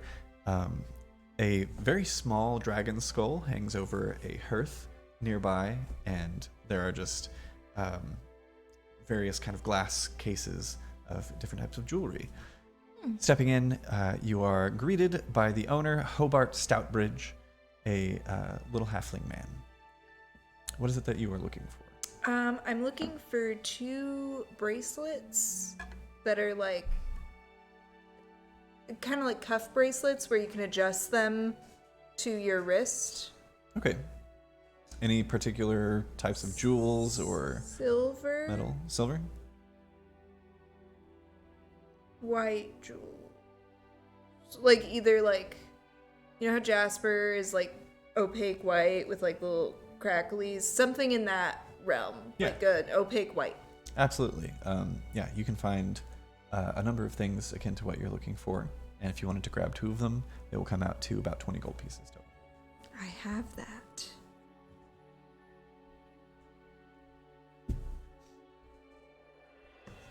Boom. I buy those. You do so. Mr. Stoutbridge thanks you. Hands over your new bracelets. I take them, I put them in my bag for now. Lovely. Nice. What's the next It was step? well made. What was it, the blacksmith you said? We don't have to. I spent so much at the enchanter. Oh, come Don't on. know if I need to see what's in there. All right, we can go Yeah, look. yeah.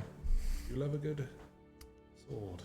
The blacksmith is an adobe single-story building with a gray shingled roof, and there's a koi pond out front.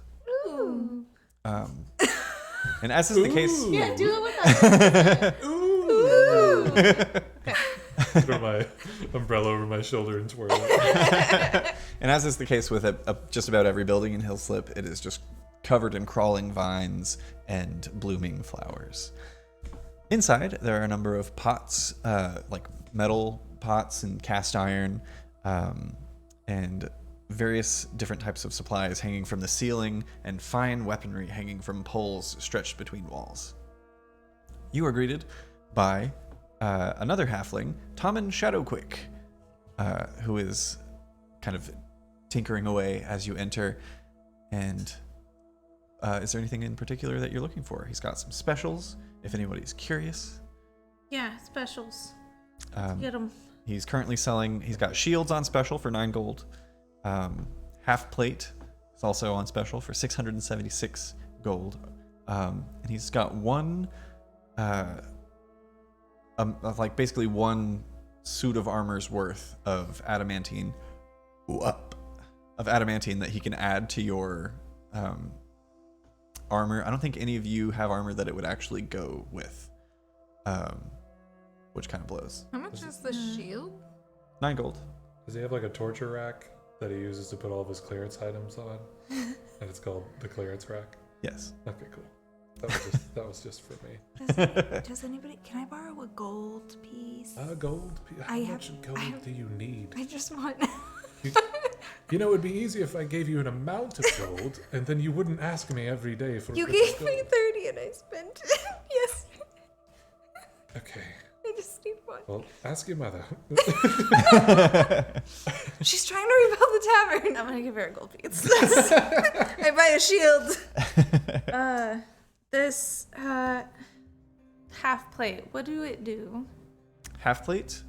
Let me actually look it up specifically for you. It's not like enchanted or anything. Yeah, but like it make me strong.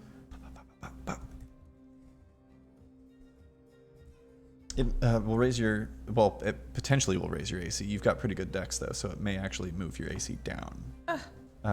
Half plate makes your armor class 15. It gives Okay. you disadvantage on stealth, and it weighs 40 pounds. Yeah, let's not. And just if anybody inquires, the adamantine can be added into like basically heavier armors like half plate and things of that nature. And the way that it works is any critical strike against you is not a critical strike. It's negated. Huh. Not you one have for armor myself. Mechanics question. Do you have to be proficient with armor to use a shield? Because per Warcaster, I don't have to. Oh, if you're a warcaster, then you can. I think you can wield a shield and still cast spells. Yeah. As long as you have one hand free. I at have least a matter here of that I gain disadvantage on strength and dex when not proficient with armor, but I didn't know a shield was considered. I think it is considered armor. Ouchie. Ouch, ouch, ouch. But if you had a shield like the one that's tucked away with that dead body in the mausoleum, it would just float around you and give you the benefits of a shield without you having to even touch it. So, just something to think about. Can God tell you to rob graves? Never had God go, to be continued. I'm not saying. I'm just saying. Yeah, I think it would give you disadvantage because it's actually. You know what? We're gonna have to steal the I'm gonna Declaration say of Independence. we might have to homebrew some things for this. But I like the idea of he also sells like bucklers and like halfling shields that aren't as heavy. Oh, I like, would take a halfling shield. Yeah, or like the kind that like straps to your arm. Yeah. It would just be a +1 to your AC instead of the normal +2 from a shield, but also you don't have to like hold on to it. Yeah. Because that honestly is kind of how shields work sometimes Just too. a big isn't it? bracer, right? Yeah. There's some that are like pointed even. They come to like 2 points. Yeah. Silas, do you like to use weapons? Oh, of course. I like a good dexterous short sword. I'm not one for this fucking thing. I'm gonna like actually pull it out of the bag of holding. Just, I hate it. I had to use it the other day. I'll just drop it. So you don't want to use anything that really takes more strength than I dexterity? like to have my hands free. I don't like armor. I don't like to be weighed down by anything. I like a thick cloth. Okay. Well, I have a couple of things that I'm just not so good with Well, like what? on account that they're heavy. So I was I've gonna. been thinking about throwing knives. I've got some darts, but there's Oh, something. no, nothing like that. I have this war pick and this maul that I picked off a silver stake, and Two-handed. they just don't really work for I me. could probably wield one-handed if I'm not bragging there, but I don't. kind of are bragging, but I was just gonna see if you didn't want them, then I may see if they would like to sell them at least for parts. Are they magical? Are they sealed by chance? I don't. Well, if they were from the silver stake, then likely, right? If that's where you got them. Yeah. If Yeah, I think raged, the war pick for sure. If I raged, could I one-hand that? Is that I thought that was a thing in... I think a war pick is one-handed, is it not? I don't know. Those two. Just for some reason, for me, it. What if you touch it? Touch it. Melee, I think war picks are piercing. versatile, aren't they? Am I crazy? I don't think so. I have the power of the internet. Get in the chat! It doesn't say two-handed, but I think if it were two-handed, it would say two-handed. No, it's just a martial They weapon. don't. None of Yeah. them say. And because For you some are reason, it's saying that it's having it as a +1 whenever I make an attack with it. So I haven't been using it because. Yeah, that was like a special. It's not +10. No, it was like a special +1 war pick that you got from the guy in the swamp. I believe. Right, but it doesn't have her anything else. It doesn't have strength, dex. It's just +1 to Maybe I attack. just added it weird, and then I have a maul as well. It would be in the properties if it's two-handed, because I'm looking at a great sword right now, and it Is says it because properties it has heavy a two-handed. 5-foot reach? But Silas, worth noting, you multi-classed into barbarian, Mm-hmm. so you have proficiency with martial weapons. Yeah, but I don't like them, do I? I think it's a... Looking at a war pick because it's a now. strength-based weapon. That's why you have just +1 on it. Yeah, that's what I was saying. Yeah, it's strength-based, but it's not two-handed. Like that one and the maul are both strength based, so I don't use them because there's only a +1 to the attack and a +1 to Well, the if the damage. war pick is silvered, I could take the war pick off your hands. But Sure. the great sword's a bit wieldy, even for me. Sure. It's So very strong. you take this, Okay, and then how much for this? If you want it.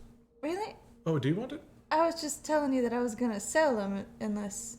I don't want the great sword, but the war pick is nice. Right. can I sell thought you this. just held up the thing I handed to you No. to try to Was that your sell. your kidding. silvered Ah. greatsword? Yes. Is the great sword also a Yeah. strength based? Yeah. No, fuck that. Well, you could sell it in a trade. Yeah, the greatsword is two-handed.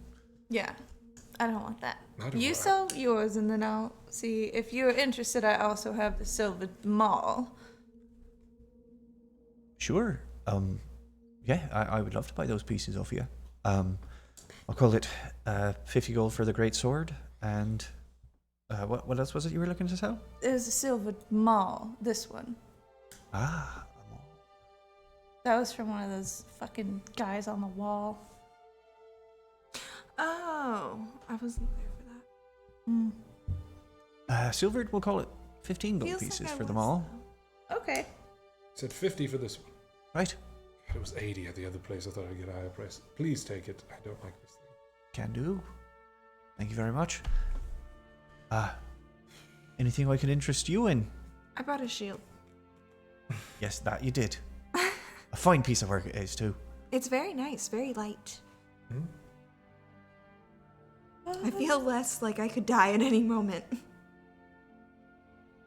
Which is what you want from a shield. It is. I would be interested. I let a friend borrow a crossbow, and they disappeared. Do you have any crossbows? Not exactly my specialty, but I do have a couple of crossbows, heavy and the like.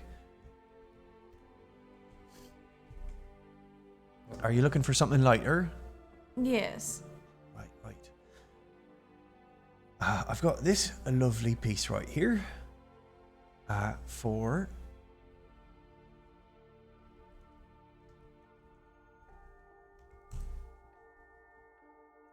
25 gold pieces. All right. Is it fortified anything, or just Just your standard light crossbow.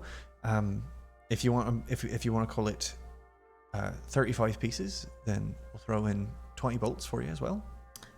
Yes, let's do that. Lovely. You know, it would be something if you had a crossbow where the mechanism was just on the end, like in your hand, so you could just fire a crossbow. I've without having heard to, like, tell of like somebody a- who did that. Like a Sounds mighty bracer? dangerous. You fired it from here. Your hand would be closed, and it would be out of the way of the bolt. You could just kind of. All right, but what if you're like walking down the street and you got a sneeze coming on, and you just achoo into your arm, and then kill the person next to you? I'm not saying keep a bolt in at all times, but Right, it'd be Maybe very, like a very like a unsafe. bracer that you could load. something like that. Yeah. That'd be. I don't know. That could be fun. It feels wieldy. Even Maybe the like a pipe- bracer. You pull a string down on the front, and that pops out the wings of the crossbow. Right. Kind of like takes a couple of notes. We're the Mistwalkers, by the way, if you want to call it something cool. Ah, We're inventors. Adventurers. that sounds lovely. Yeah, we do all kinds of venting. Right? What's something else you've invented? A spray bottle. What's that? Exactly. It's going to be all the rage for people that want. It's a bottle where you can put liquid inside, and then there's sort of a pump where you press. Oh, it makes it kind of a mist, doesn't it? Yes, like a trigger, and then Oh, it that's sprays nice. out so that you don't have to just dump something. You know what I mean? And you just called it a spray bottle? Mm-hmm. You didn't call it like a mister? No, it wasn't until she started to I mean, if describe we it. if we made some, minor adjustments and had it, closed up a bit more where it did create a mist, it's more of a spritz. Yeah. What would we? Oh, like a squirt. Yes. See, that's the word A I wanted squirt to avoid. bottle. Yeah, no, yeah. A That's squirt just bottle. a hard word for me to say. I just don't like to say squirt. Unless I'm speaking to like a young child who's just like, And why is that? because it's small. Look at that little squirt. And not because that's like, what they started out as. No, for sure that. Oh, But not like, oh, squirt. No, I'm just like, a little squirter. right. Well, I think we're done here, unless you have anything else that you'd like to Oh, no, we did purchase. it again. Oh, shit. We're the Mistwalkers. And I'm just like, back out of the door. Lovely to meet you. Have a good day. Where's the next step? The blue. Now we eat. Oh, right, yeah. I Blue have Rose. all this adrenaline. Lovely. Food. You come across another timber-framed two-story building with a brown shingled roof and smooth stone outside. Stepping between the two blue rose bushes through the wooden door, it opens instantly to a wooden staircase that leads up to the second floor. As you head up, there's a little kind of like alcove, and sitting inside of it is just a big fluffy sheepdog who's just like happily panting. There's a little curtain next to him. You can hear kind of the sounds of plates and things being moved around on the other side, and there's a door on the left.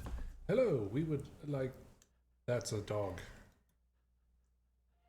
Killing it today. I'm on the ground petting the dog. Yeah, he accepts the pets. As you get on the ground, he rolls over, and You I roll pet over that too? belly. Okay. hell yeah, you pet the belly. I pet the dog in a way that I thought it was a person. Hey, you were in Mistinor for a while. Yeah. You know, there's not a lot of canids in Windfell. Nope. You said the door is closed? Yes, currently. I'm gonna knock on the door. You do so. There's no answer. Cool, I'm gonna try to open the door. You open the door. It opens, and you find yourselves looking into a beautiful, mostly wooden bar. There's like banisters at the halfway point of the walls with wallpaper below, and everything above is just covered in different paintings of so much random shit. There's just like people that you don't recognize. There's scenery. Sorry? A cart. Yeah, there's Paintings of carts. random paintings of carts and like horses and fields. A couple of dwarves at a diner in the night. Yeah. There's no door on it. It's really weird. The glass is impeccable. The tables are a little messy, covered in cutlery and leftover food, but most of them have people at them. And yeah, entering, you meet the bartender, Oblar Tailpenny, sorry, another halfling, and you can see that the flooring behind the bar is raised a little bit so that he can be kind of at eye level with patrons of all sizes. Nice. And yeah, they've got 3 specials today. They've got the lamb cake and a glass of vodka for 4 silver pieces. They've got mutton cake with onion and a tankard of soda and bitters for 5 silver pieces. And they've got the ham casserole with egg and a glass of vodka for 5 silver. Oh, ham casserole. Well, if we do like one of each, we can kind of sample each other's. If that's yeah. a thing, right? Wonderful. If somebody wants to mark off a gold and 4 silver. I've got it. You've spent it. Thank you, Salus. You each get a lovely plate of food and some vodka shots and a soda. Oh, I thought it of was like a glass. It's a glass. It's a glass with a double shot of vodka in it. All right. Can I just get a glass of vodka? That's what he said. Full glass. No ice. The food doesn't take long to arrive, and the place kind of it doesn't clear out, but it's less busy as the evening goes on. It's like you guys and two other people. There's a human and a male human and a female halfling that are conversing over by this kind of like felt-topped table in the corner. And yeah, the evening is yours to do with what you will. Sun's starting to get lower in the sky at this point. The food is Sorry. The food is delicious. Nice. I promised myself I wasn't gonna cry. So good. And he made it all for us. Perhaps we should stay in town for tonight. I mean, sure. Oh, If I we mean, could do it's that. starting to get late. We could set out a bit and make camp out in We the can wild. Stay. We're not that far from Waterdeep at this point, We're at right? the halfway You're point. 5 days away from Waterdeep. Oh, well, we might as well stay Yeah, at night. I don't. It's not gonna. Sleeping on the cart isn't really my favorite. Mm-mm. Are these rooms like? Hell, are these doorways accommodating for non-halfling peoples? Yeah. Okay. I didn't know if there was like. Yeah, pretty much the only place that you like a saw that door was inside like of a door. no. The only place that you saw that was like specifically accommodating to only halflings were the hill homes outside of town. Okay. Which, Yeah, funnily we could enough, stay. are where Hillslip got Get its an name. early start. I was planning on doing a bit of a workout in the morning, but other than that, something. Okay. I How many have no rooms? specific plans. 3 rooms, I imagine. Sure. We could try. Yeah, if you want to mark off 3 gold pieces. Okay. You each have your own one twin bedroom. Yay. Nice. I'm gonna work with my leather working tools for a little bit before bed. For sure. Go ahead and make one of your rolls. Anybody else getting up to anything this evening? Yes. So with the help of this beginner's enchantment book, I'm gonna try and start enchanting one of the bracelets that I bought with Spare the Dying, Okay. with the focus that the trigger is somebody dropping. Like, Yeah. I like don't want that. to say died because that's not correct, but No, you know I what like that. Okay, so we're gonna start another one of our patent pending skill bubble checks. Mm-hmm. Great name. Yeah. That's why it's I'm pending. the asshole didn't write copy. So if you want to go ahead and make 10 little bubbles, because you are a sorcerer and not a wizard, the DC is going to start at 12. These are going to be spell attacks, basically. You'll roll and add your spellcasting modifier. And once you have 10 successes, it will be a successfully enchanted item. And then if you want to push it further as Ashton, was that his name? Alex? Alex. Alex, yes. The Hayman. Or something. Yeah. Yeah. Yeah, Alex Hayhurst.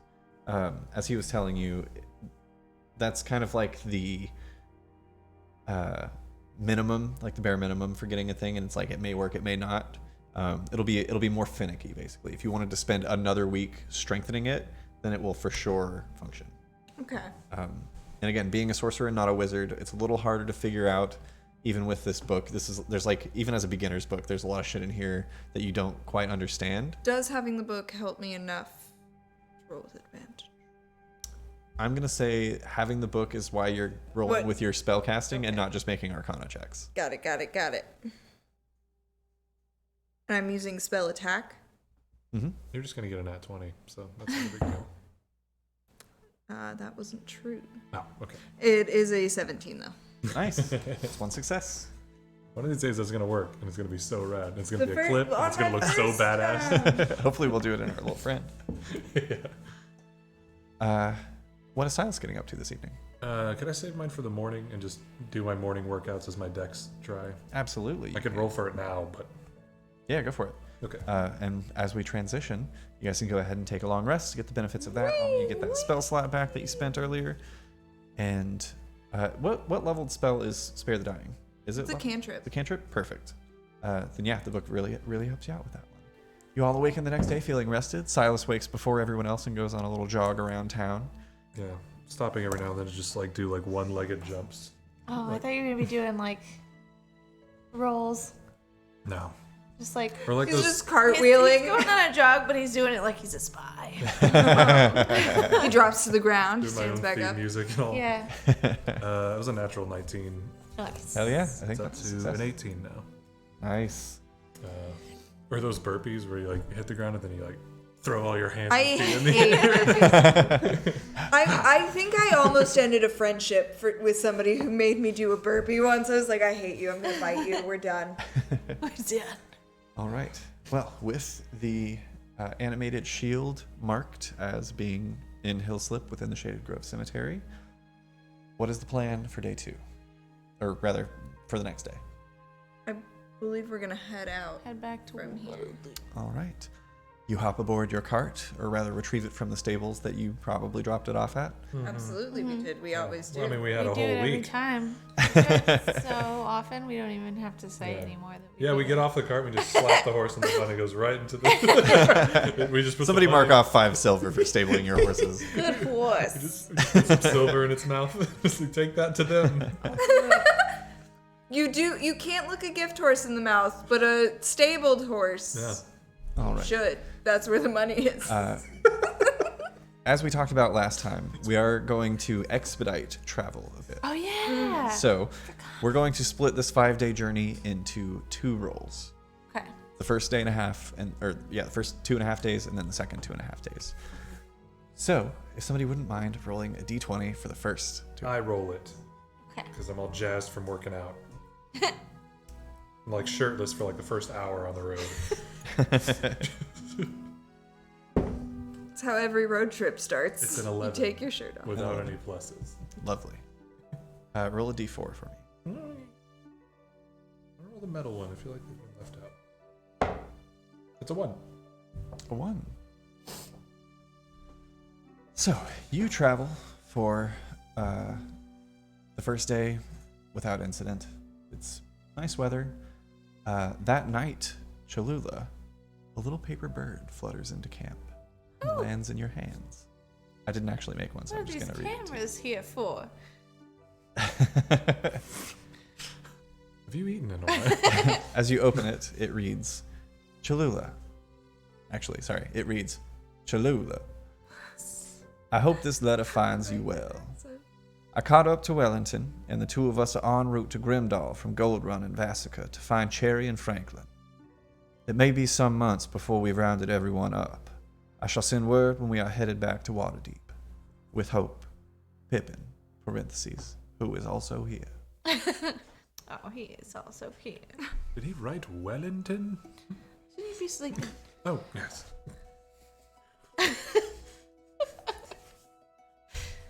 Oh, geez, in that whole letter.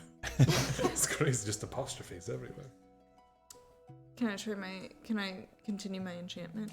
Yeah, absolutely. Oh, yeah, yeah. you guys have downtime if there's anything you want to work on. 2 rolls, 2 days. Mm-hmm. Okay.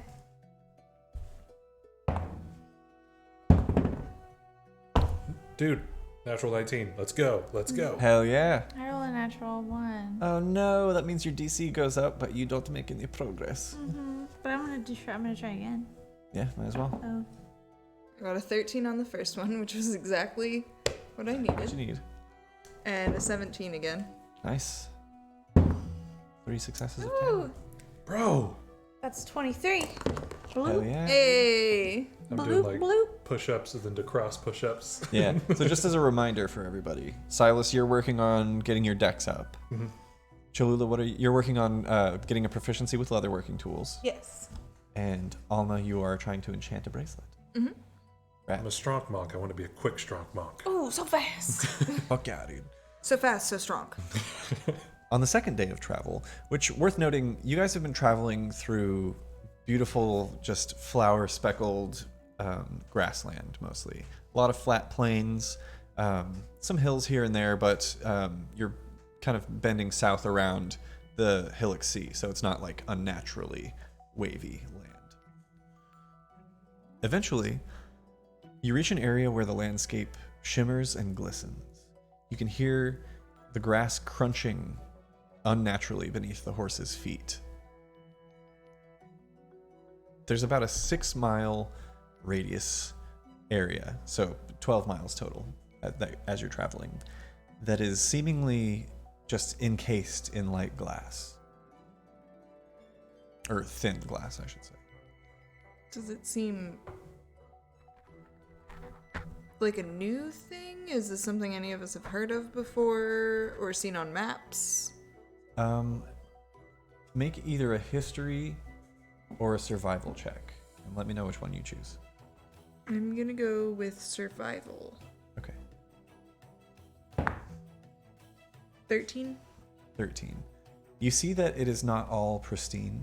There are markings of broken glass of other carts and horse hooves and various animal prints, and even humanoid footprints leading in different directions. So you're definitely not the first people to have come across this area, or to have discovered it. It doesn't seem recent. But you've also never heard of it. Yeah. Okay. Could I have all of you make a perception check first? —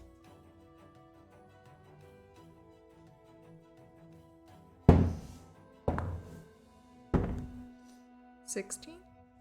16, nice. Dirty 20. Dirty 18. 20.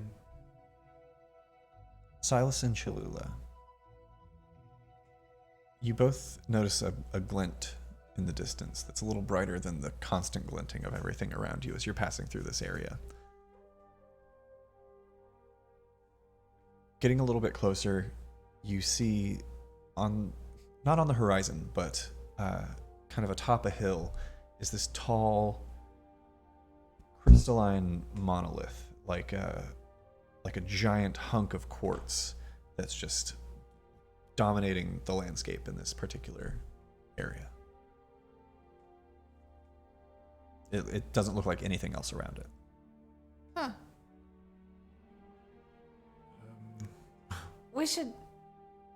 Maybe we should go look at that. Yeah. Does it look like the area around it is emanating from this quartz thing? Make a survival check.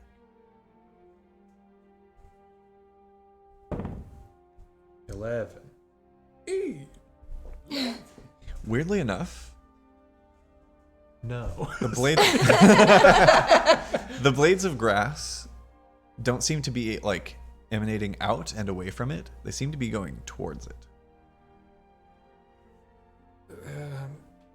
Sure. Yeah, let's do it.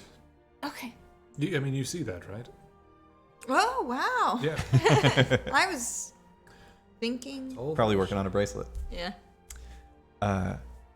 Rad. So, as you get closer, again, just hearing the constant kind of tinkling and cracking of glass beneath the wheels of the cart and the horses.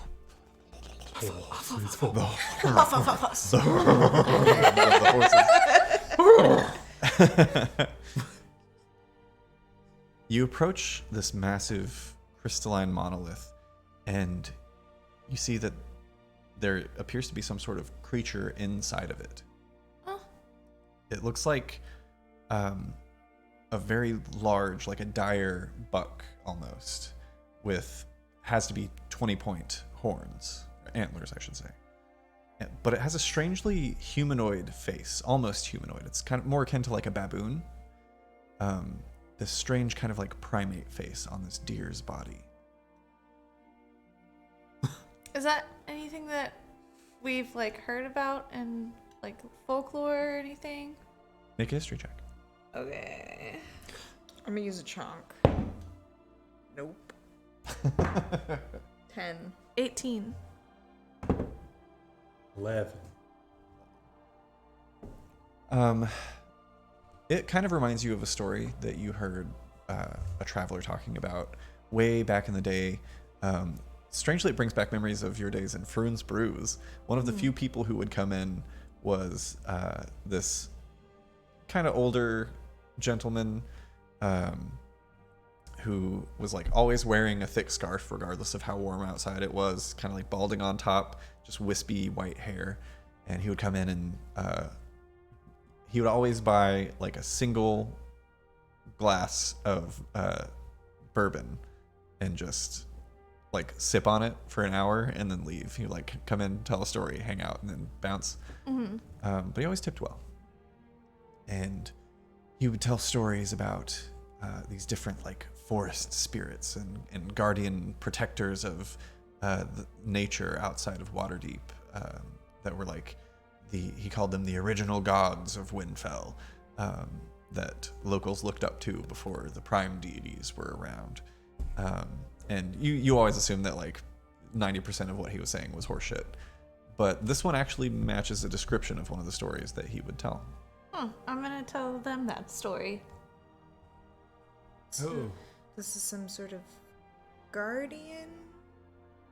I mean, I don't know. It reminds me of the description he gave.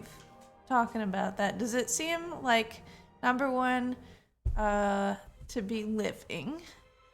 And also, is it trapped? Like, it doesn't want to be in there? So, without rolling anything first, I'll say it is fully encased in this clear structure. It is unmoving, unblinking, and it's hard to tell if it's alive or dead. Okay. Ooh, the thing. The bright light. Oh, Should right, we that. back up or something? Go to your places. Okay. I'll take the cart with me as well. Spell slot burned. You burn the spell slot, and you feel it fizzle, but it's the same thing that's kind of been frustrating you with trying to work with the bracelet since you entered this area. It doesn't seem to take hold. Here? Like because I'm in this area? You noticed it first when you entered the radius of glass. But yeah, it's this strange, it's like there's something, you can feel that the energy is expended, but it is not placed. Can I attempt to cast light? You do so, and nothing happens. What are you doing, Alma? Trying to think of something. I don't know this dance. I don't think my magic works here. Oh, a magic void? I'm gonna like immediately turn around and look on the ground. Is my shadow with us? No. Oh fuck this place. Break the crystal or something? Does it? This? I think I could. I don't need magic to punch shit. How big is the crystal? It is, if we're talking D&D sizes, it is huge. It's like the size of a giant. Do I know? So, like, if you cast Disintegrate on Wall of Force, it doesn't harm the people behind the Wall of Force. Do I believe that that would be true if I destroyed this crystal? Would it? Make an Arcana check. 17? 17? 17 is high enough that you think even if you tried to cast Disintegrate right now, it probably Oh, I wouldn't get forgot. It was a couple seconds ago. Hang on. I have Bullying me. I have like a python and a little hammer from my rogue shit. Yeah. First I'm gonna see if I can stick the python into the dealio. Just a strength check. This is making an attack roll with an improvised weapon. Okay. Could I see one of those pythons when you're done? Absolutely. I'm already done. That was a 5. All right. 5. It just tink. I'll pull out No the war dents pick or anything. and like turn the flatter side. If I could stab it, and I was going to use the war pick on it if I can get it to stick. Make an attack roll. Okay. What's the plus on this improvised? Strong, monk, strong. You are proficient with a war pick. It's a martial weapon. Okay. So I this didn't is add my war pick yet. You should add it. I should add it. yeah. It is Add a a plus plus one. a +1 war pick. Okay. I will do that here in a sec. So this will be your d20 plus strength plus proficiency +1. Oh, you got little snowy stuff on your thing. Yeah, if you do refresh, snow falls. What? That's cool. Yeah. Mine doesn't have that. Because it's winter time. I didn't do that either. It's the holiday. But I do have a little rainbow wizard. Okay. Fucking shit. 18. 18 hits. Go ahead and roll damage for the war pick. See, that's why I figured I needed to. I think it's a d8, if I'm not mistaken. I'm just gonna add it real quick. Yeah, go for it. Sorry, audience. Yeah, 1d8 piercing damage. They said they forgive you. So it'll be a d8 plus your strength +1. Plus. Yes. 13. 13. It sticks in and cracks, fissure out. Ah. Ooh, It's not destroyed, but some chunks fall off.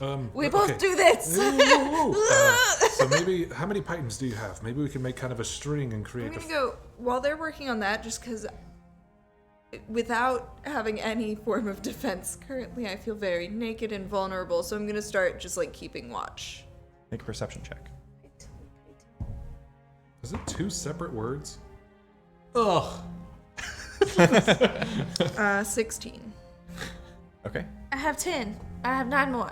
Yes, we could make a bit of a fracture along, right? So they're all connected. So just like every. How big was this one? The monolith, like around? No, the crack. How far did it go? Oh, it went out maybe 3 feet. So every the 6 point of feet, impact. right? So they'll connect. Yes. God, I hope this thing isn't angry or imprisoned. I'm just gonna keep putting pythons in along as many as I need to do. As you attempt to make an attack roll. I will. Let me double check that. There you are. Hello. War pick +1 in green text. Is this with the war pick or with the pythons? I was planning to kind of like stick. Oh, with you're it. you're using the war pick to hit pythons in. Yeah. Gotcha. Okay, interesting. Yeah, go for it. Okay. We'll just still count these as attack rolls with the war pick. Wow, I went super low on the attack plus on the last one. It is +9. That is a dirty 20. Yeah, that hits for sure. Go ahead and roll damage. 6. 6. You did 13 points last time, right? Mm-hmm. Give me 2 seconds. Whoops.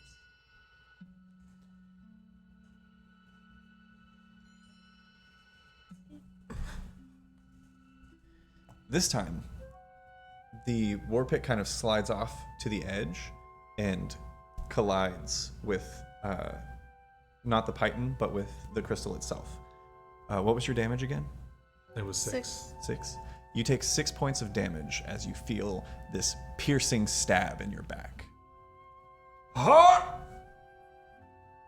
What? I don't know if I'm getting older or not, but I know it was from that. Make each of you, Cholula and Silas, can make an Arcana check. Oh, great. Something My we're both strongest. very good at. 13. 9. You must have tweaked something. All right, I just hit the python. I will continue. From like the other side, keeping watch, I just shout back, "Hit with your legs, not your back." That's the stupidest thing I've ever heard.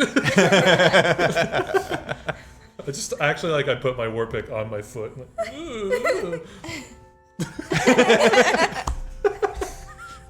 Make an attack roll. Get in the comments. I'm being bullied. You leave your daughter alone. Help. That's a nat one. It's a natural 20. That's a nat one. Natural one. You got Sam all excited. I'm Okay. being bullied. You take What was the first amount of damage that I took? 6. 6. It was what you rolled. Oh. You take another 2 points of damage on top of that. This time, you do the little mimic making fun of Alma, and then turn back to attack and fully somehow miss this giant monolith in front of you and twist your back a little too far. And this time you actually tweak something. Oh. And then you have this realization of like, oh, that's not what happened the first time. I'm going to focus on hitting the Python, Okay. and that's it. Because Right. the Python didn't seem to hurt at all, and I just fucked myself up. But the first one, I'll explain later. And I I'll thought that was what you were trying to do the whole time. Yeah, was well, hit the I'm pipe. apparently fucking shit at hitting Pythons. Do you want to hold it? That sounds like a bad idea. Don't do that. Okay. Python. Here. Here. You think higher? You think like up here? So like, you know? Sure. It seems natural. The handle on the war pick is very long. Okay, I'm going to try that again. Natural 18 plus 9. Nice. That hits. Roll I damage. hit a stationary crystal in a field. One of those. That's pretty cocked. I don't think so. Can you rest a D4 on it? Huh? Sorry. The way you stared into your hair light for that. 11. 11 points of damage. Not bad. Another crack and fissures outward. Pythons! I'm going to keep moving along. I'm going to try. How many more do it? I'm not.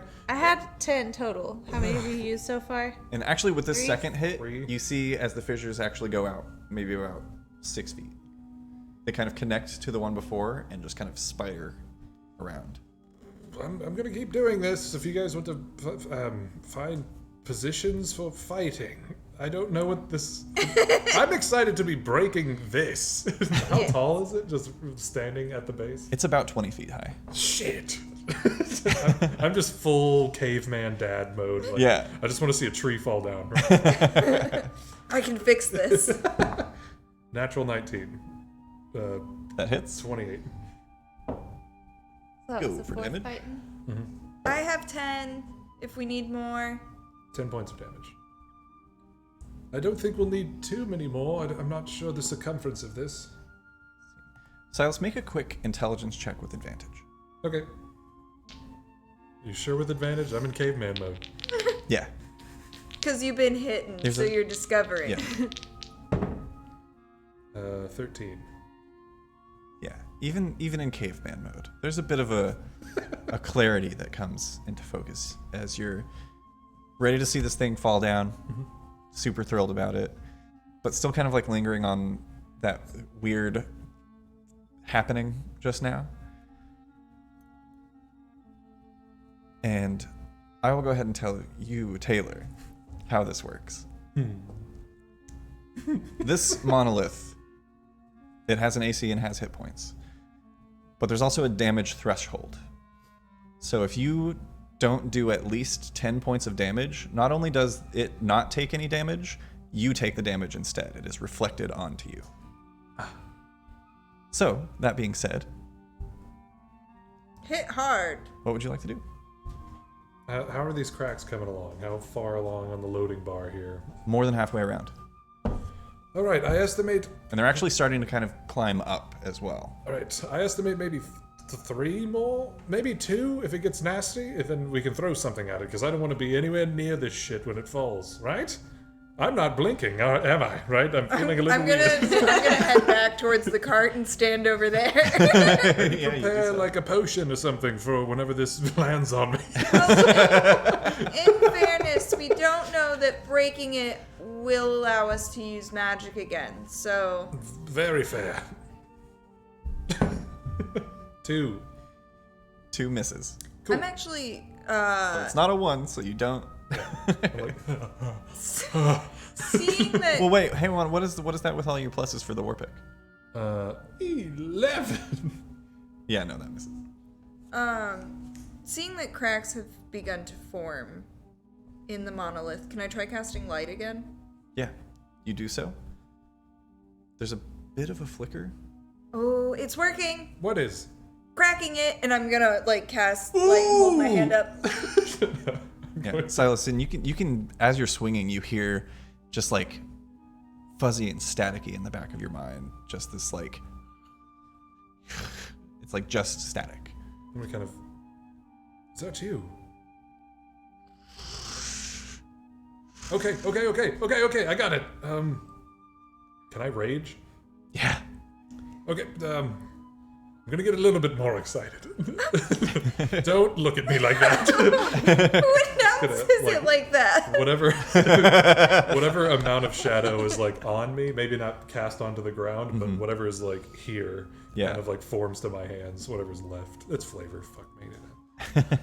It's actually just kind of like flickering. It's trying to coalesce, but it's this strange, like a strobe light is on you for some reason. Yeah. I'm gonna try and like hold that light spell so that we can gauge like are we back on? Yeah. Yeah, I mean you're trying to cast it over and over and it's flickering, but it's just fizzles out. Well, like as he's like For sure. cracking it further. Yeah. Does D&D Beyond still not add rage to your battlements? Probably not. No. It just adds to damage though. It's a +2.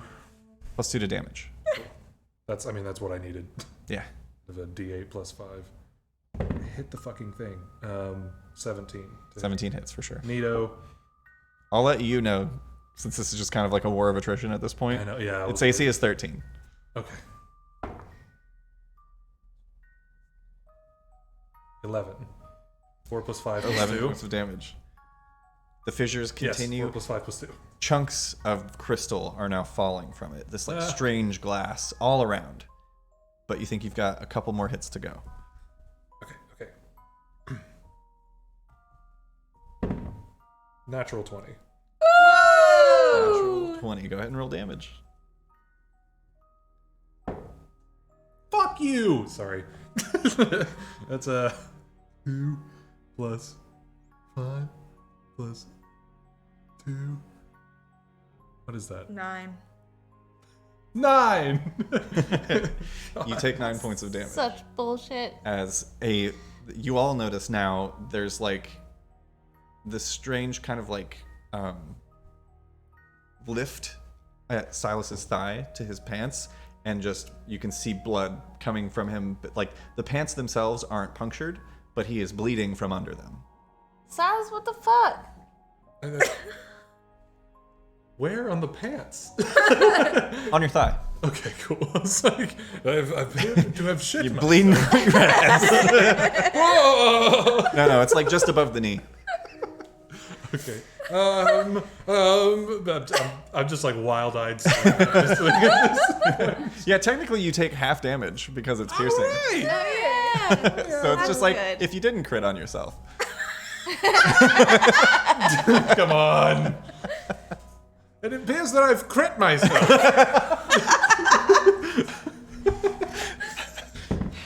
That's what we should have Wait, named the booty show. shorts that say I've crit myself. And booty shirts. I don't know what I'm saying. What does that mean? I don't. Who knows? You guys come up with it. It says big naturals on it. Big natural 15 + 9 is 24. That'll hit, yeah. 3. Yeah, for 24.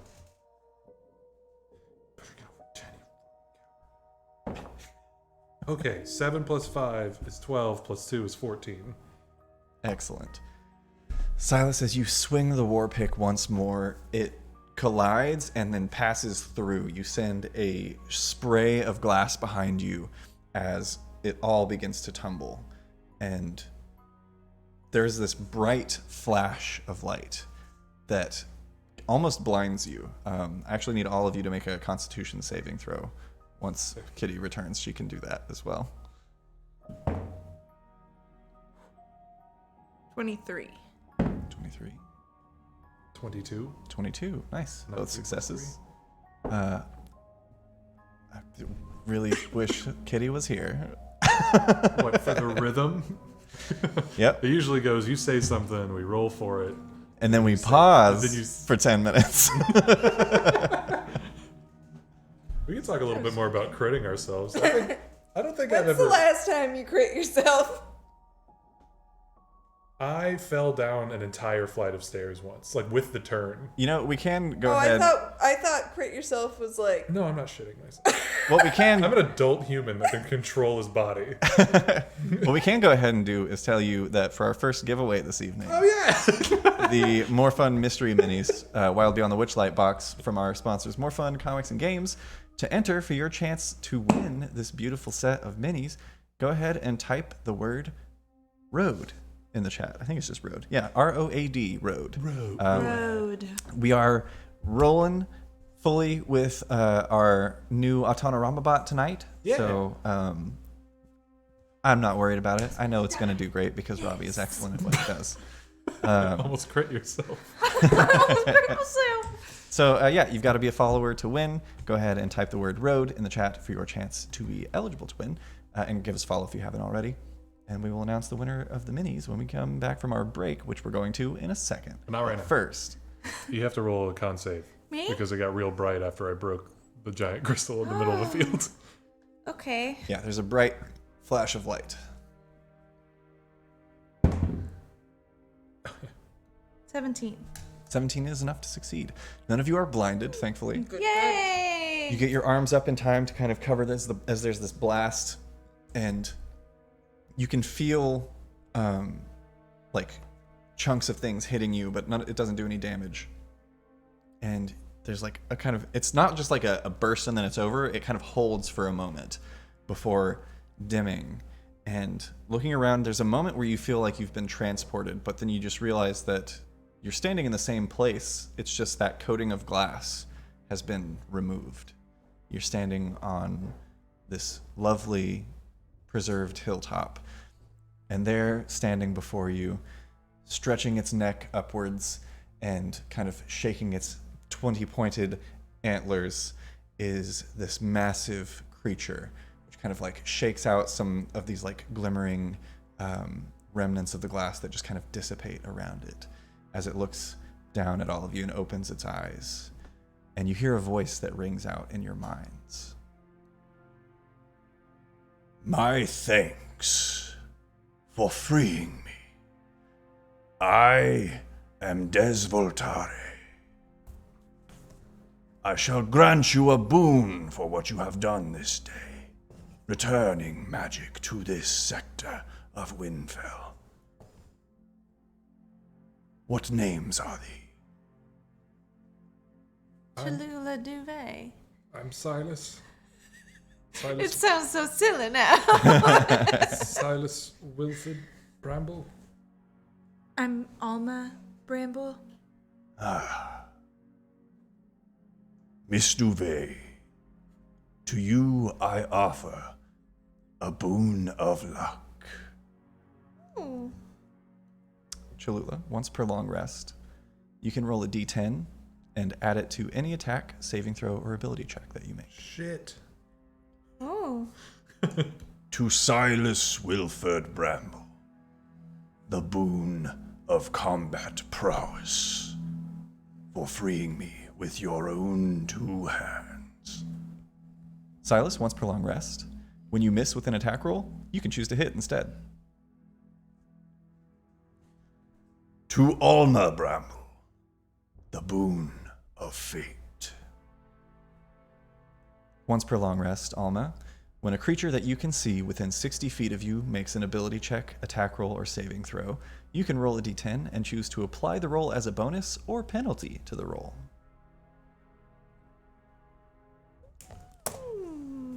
I'm just gonna like avert my gaze a little bit, like being like kind of close. Thank you. Your deeds have preserved this land for a bit longer. I have many things which I must attend to, but you have my eternal thanks. I bow. I bow. Ooh, bow. When she bows, I bow. It lowers its antlers, which you didn't notice before, but as it does, you hear this kind of faint jingling, and you see as there are all of these like little tiny bells tied to it Tingle tingles on his antlers. with little like red and blue and silver ribbons. And there's just kind of like a light jingling as it returns the bow. And there's another bright flash of light. No constitution save needed this time, but you all kind of close your eyes and avert them. And moments later, the creature is gone. Wonder if it knows that there's nudists running around dressed like it. What the fuck just happened? Worth noting also, Alma, there's a brief moment. Actually, make a perception check.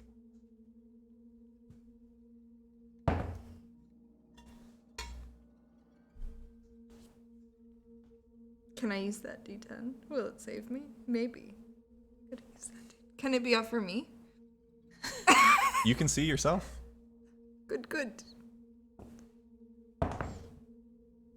Why? 7.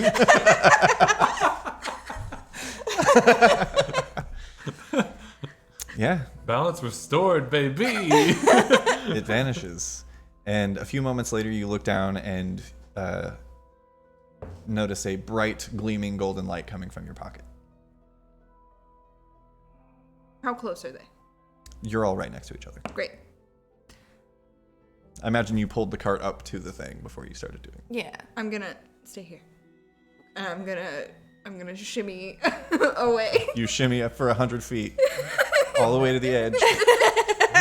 We've run before. We've gone on jobs before. Why is she doing Maybe that? she forgot how after she died. Oh, maybe she's chafing. And it dims to green. Oh. What if... Okay, I'm gonna go back. I'm holding the thing. Yeah. You two go away. Bright, golden light. Okay. Go away. I mean, I was going to celebrate breaking a giant fucking crate. We'll, Just gonna like we'll do walk that in a away. second. Silas and Cholula get out of range. Worth noting, did Alma take her potion back? Yeah. I'll high That five was you that over was there. really just like a story beat. Like, oh hey, we gotta... Yeah, I no, can't for have sure. anything on me. For sure. Yeah. Silas and Cholula get 100 feet away. And you notice even with the potion on you, it goes to just a green glow. Okay, come back. It's fine. Bright gold. I dispel it. Yeah. Are we That's fine. shards now? No, I think you might be holding some now. Cool. Neat. God, I took the wind out of the... I was gonna like scream at the sky. I was fucking jazzed there first. I don't even know what that word No, that means. was You want a high five? Sure. crazy. Sure, just you go for it and I'll just... Well, I mean, I can hold... No, it's fine. I mean, I'm It the was one. good. I'm It the was one a who's good call. excited. I'm sorry. I'm glad you're excited. I'm excited too. Really, it's just the form. You had said use your legs like some fool, but it's about You're all climbing back onto the cart. and having I'm this gonna just like twisting of making sure. you smack follow him on the through. back and healing hands. Yeah. There's a slap, and then you feel better. Hang on, let me. D&D Beyond did that thing it likes to do where it doesn't work. It loves that. It's one of its favorites. Just need a moment. I don't. I think it's 12 points of healing, but I don't. Yeah. Anyway, as you all are gaining hit points back, just let us call those out whenever you spend them. 12. You heal 12 hit points, Silas, Perfect. and you continue on in your travels back towards Waterdeep, I presume. Feeling strange, and kind of light. Continuing on your way. Promise. I swear it. We're being followed ominously. You lay down to rest that night, and I assume you go through the whole rigmarole every time of Cholula casts alarm and sets up the perimeter around camp, and you take your watches and all of those things. Oh, we haven't rolled for the next 2 days yet. Not yet. Somebody want to do that right now? Okay. Somebody broke this D6. It's all gross. I hated that sound. That is a 10. 10? Yes.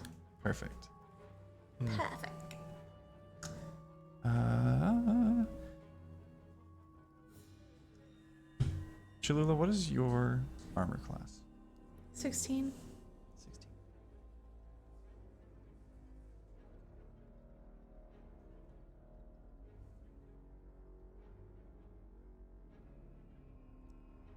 The next morning, as the sun is rising, and you're gathering up your things, and the sun is like kind of just.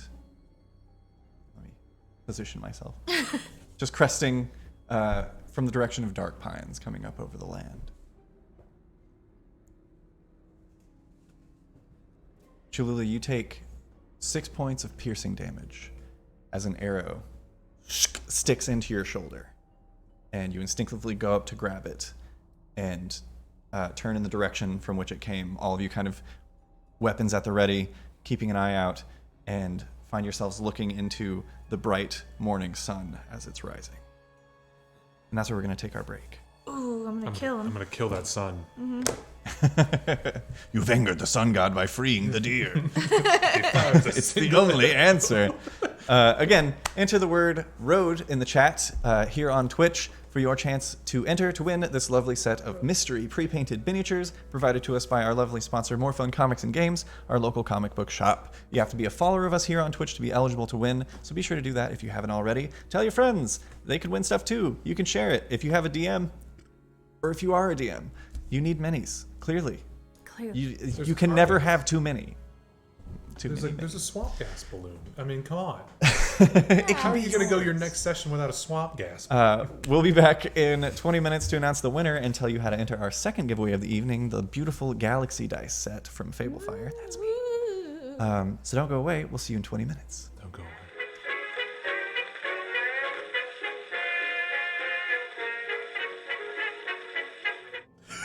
Welcome back, everyone. Before we see what's about to happen here, we have a giveaway to announce. Our first giveaway of the evening. This lovely set of pre-painted miniatures from More Fun Comics and Games. It smells like our house. It does. And one lucky viewer is going to get to smell it themselves. You want to smell our house? The winner of the More Fun Mystery giveaway is Poke Geek 151. Poke Geek 151. Light that shit on That's beautiful. fire. Or Oh, as in Fahrenheit. 451. Not like Bacardi 151. Oh, I see. Light it on fire. oh, it was a bartender joke. We brought it I around. thought it was a literary joke. I assumed it was the original 151 Pokemon. Yeah, probably. Oh, that does make sense, doesn't it? Congratulations. We'll get your information from you if we haven't already. I think we might have already. Isn't the Pokedex voice just Professor Oak? Yeah, I think so. Right? It's just He like made slightly it, more right? digitized. He's not gonna No, hire out initially somebody it to was use their voice. it was a different little guy. It was Dexter. Okay, Geek knows. Well, to enter... Wait, what? The Pokedex voice. I thought it was just Professor Oak, but with like a digital filter on it. No, it's its own thing. Oh, okay. He was his own And guy. then in the later games now, there's like a Pokemon He's a that... guy. It's like... He's a little Is it ghost. Rotom? He's a ghost Pokemon. He's a ghost electric Pokemon, and he can be a Pokedex, or a cell phone, or a refrigerator, Or a vibrator. lawnmower. Oh, that's... Or no. To enter for your chance to win this beautiful set of Fablefire Galaxy Dice, the Night Sky Dice, go ahead and type the word home in the chat, Home. and we'll see. A place we hope to see. Let's see if any of our adventurers make it there this evening. Oh no. Oh, I don't know why I'm always doing that. All right. I'm glad we've had that moment of levity. Now hopping back in, I need you guys to roll initiative. Right. All Okay. right, I sure. forgot How a many moment. points of damage did you say I took? 6. Oh, this camera's not looking at anything. No, Oh no. it was the cat. Oh, baby cat. If somebody wants to let me know if that looks okay, I don't have a monitor currently. Was it 6? It was 6 Yes, points. 6 okay. points of damage. We can in the shift. shoulder. I think I got it. Yeah, I think I got it. Okay. Seems good to Seconds me. behind. Also, look how festive it is in here. I don't think you guys even see this tree before. so I don't know if you can see it now. But there's Yeah, it's one a little in bit here. in there. It's in there. Nice. It's definitely in your opening shot. Hell yeah. I got 14, didn't I? I don't know why I stood up so soon. I have to write things down. I was a smart boy and I rolled for initiative during the break. Well, I don't know why you get so upset at what you just did. She rolled a 5 and she's like, that sucks, but you have a plus 14. That's a 19. 15. Nice. What is your... you've got very good dex, don't you? Mm-hmm. It's a 20. Plus 5. Cool. About 5. What'd you About get? 5. Anybody get above a 20? Or a 19? No. Alrighty. 20 to 15? Oh, no. 14. Rad, Beep, boop. rad. Hello. It was in the Discord. Silas at 14. Beep boop, hello. Beep, boop. Alma? 8. Ah. Very good. Very Yes. good. Yes, Our yes, training. yes. You got plenty of time to think about what you want to do. Yeah. You have plenty of time to think about what you want to Okay, do. that was one word. Yeah. What time to think I'm about so what energized right now. Her jaw's just broken from eating Yeah. this horrible bar. They're not horrible. They're great. They're wonderful. They're good. Her food substitute. I just never thought that Acme would make food. I'm glad they have. I heard acne. Because it's and- like a break. It's like a bread. All right, Cholula, you're up first. You're Okay. taking an arrow to the shoulder, and as you turn to investigate where it's come from, let me actually place you guys. Yeah, where'd it come from? Who did that? Well, it Who came did that to from Cholula? the east, as the sun is rising. If you'd like to, you can make a perception check with disadvantage. Okay. You're looking into the bright light of the rising sun. Do you sleep? We did. You did. Cool. I didn't do that. Dirty 20. Dirty 20. Hang on, I wrote this down. It is hard to make out. You see like the shadows of trees, which are kind of like swaying in the wind a bit. And as they do, it's kind of like causing flashes of light of the sun kind of blazing through them. And you're not entirely sure where the arrow came from. Okay. I'm going to bonus action shift and just start booking it in that direction. Hell yeah, straight ahead. Yeah. Wonderful. What does that make your movement speed? 40. 40.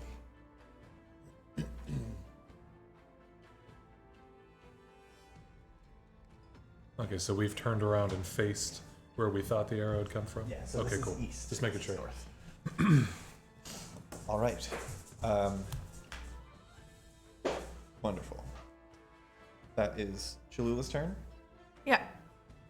That's going to bring us to someone. Don't worry about it.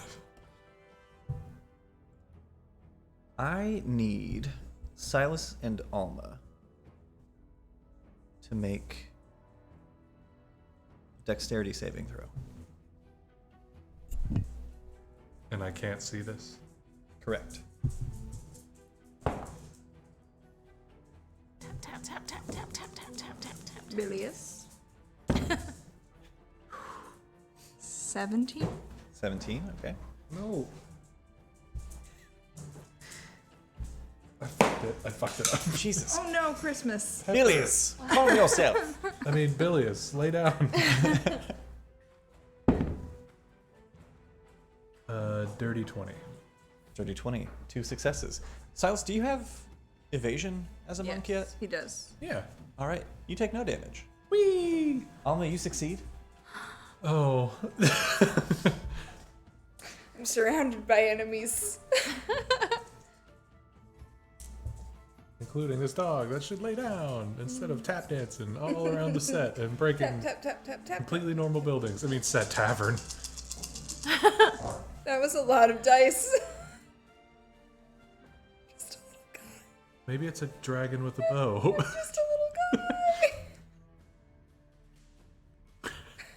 It's only half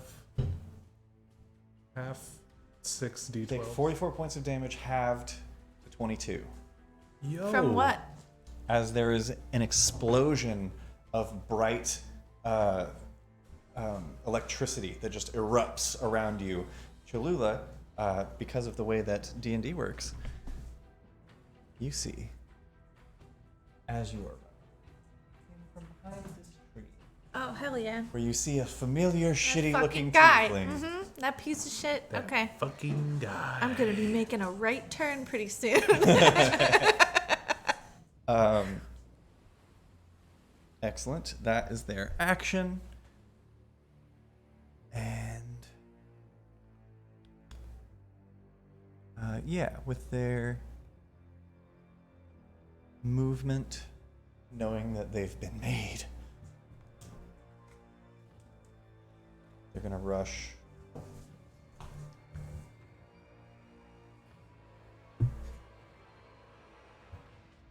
Feet right to this rock. Rushing off in that direction. Up next,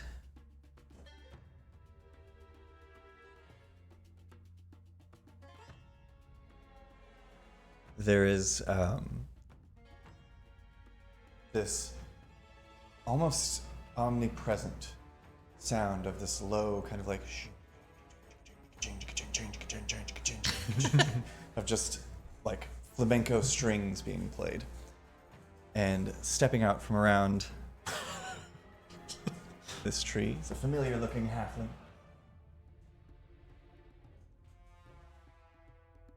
who looks over towards Silas and he's like, "Nice war pick. I bet you can't even swing that bitch." Counterspell. I would like to counterspell. This is not It's not a spell. Boo. It's just some words from a However- tiny little guy with a guitar. I do need Silas to make a charisma saving throw. Someone's been looking at my sheet. Spooling through my sheet with your bare hands. Someone's been building an adventuring party. And they have certain things they can do. 18. 18 succeeds. Thankfully, you feel this, like you're obviously being distracted, and you push it down, push it back, ignore it. Before they end their turn, they're going to use their movement as well, having now been made. I like the stepping out from behind a tree with a guitar. That's just everything to me. It's a loop. This little halfling. Bitch.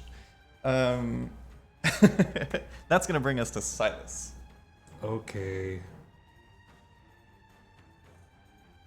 So the camera was east. Yes.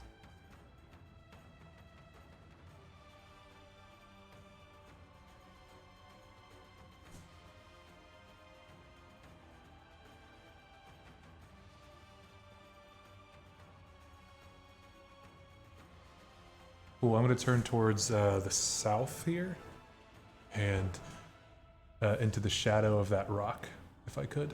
Absolutely.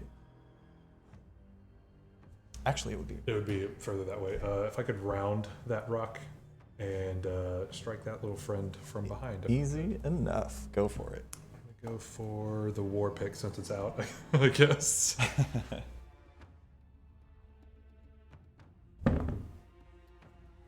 I'm going to make that a success. Hell yeah. Yeah. Go ahead and roll for damage. I'm going to fucking sneak up on this guy to miss. Just-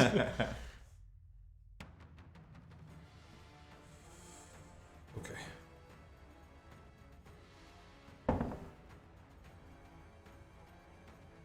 $12 points of damage.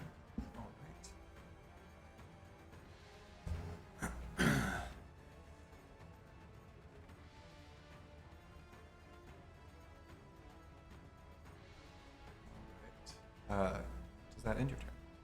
It does not. I would like to flurry of blows. Hell yeah, go for it. Flurry of blows. Blar. Can I? Yeah, I can. The war pick is a one-handed weapon. Okay. Back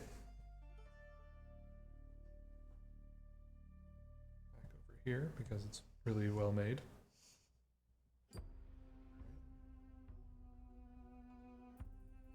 I feel like Sorry. Are you in like the app version or something? Yeah, I'm in the app version. It's my fault.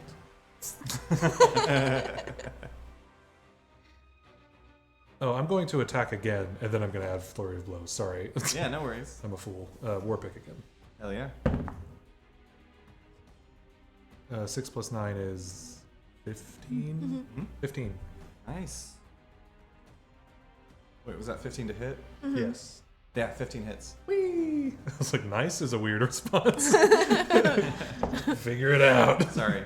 I forgot to write down everybody's armor class and hit points on paper where I can adjust it. 8 points of damage. But now I'm caught up. Hell yeah. Not bad at all. And now, the Flurry of Blows that I'd already spent a key point on. Yeah, go for it.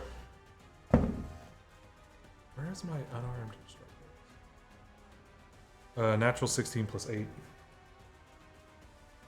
Yeah, that hits for sure. 9 points of damage. Nice. And for the second, dirty 20. Absolutely. And 6. A 9 points of damage again. Nice. I'll just like take 2 swings with the war pick and then like immediately belt it, and with the offhand just like punch and then punch again. Punch, punch.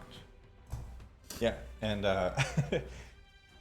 it's just sound. It's like as you come around the corner, it's just like what the. Didn't expect you to be coming from there, and then got absolutely wrecked in a couple seconds. Hell yeah! Ending Silas's turn. Oh, could I call out something Yeah. for free? There's 2 more. That's it. All right. Ending Silas's turn. As if on cue. Can I say it without You inspiring better you to do watch things? out. You better watch out. You You better watch out. You better watch out! He sees you. This is closer. Wait, no. Just pick a many. Okay. We'll use the bird. The bird. Rushing forward from the tree line behind you is the Shadow Kai, Oh, fuck ass.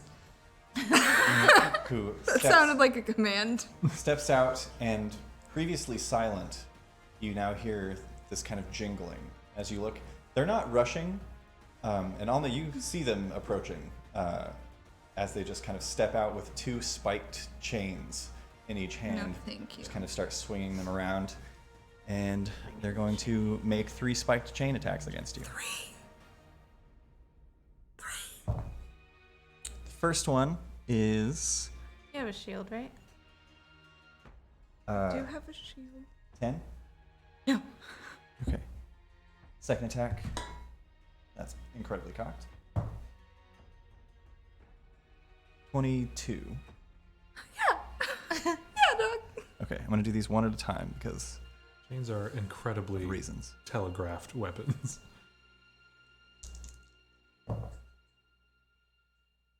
You take 9 points of piercing damage, and you need to make a dexterity saving throw.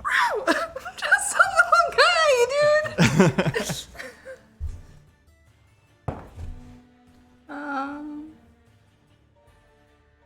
21. 21? 21 succeeds. Or wait. As the chain kind of slashes across you, and you move out of the way as you see as they pull back, attempting to do something with the chain, and then almost instantly another one is swinging at you again. The third and final attack is another 22. Oh, dude. You take 8 points of piercing damage, and I need you to make another dexterity saving throw. Fuck. I was just trying to get area of attack out of the way. I didn't realize fucking big nasty man was coming. I'm gonna be favored by the gods. I need help. Help.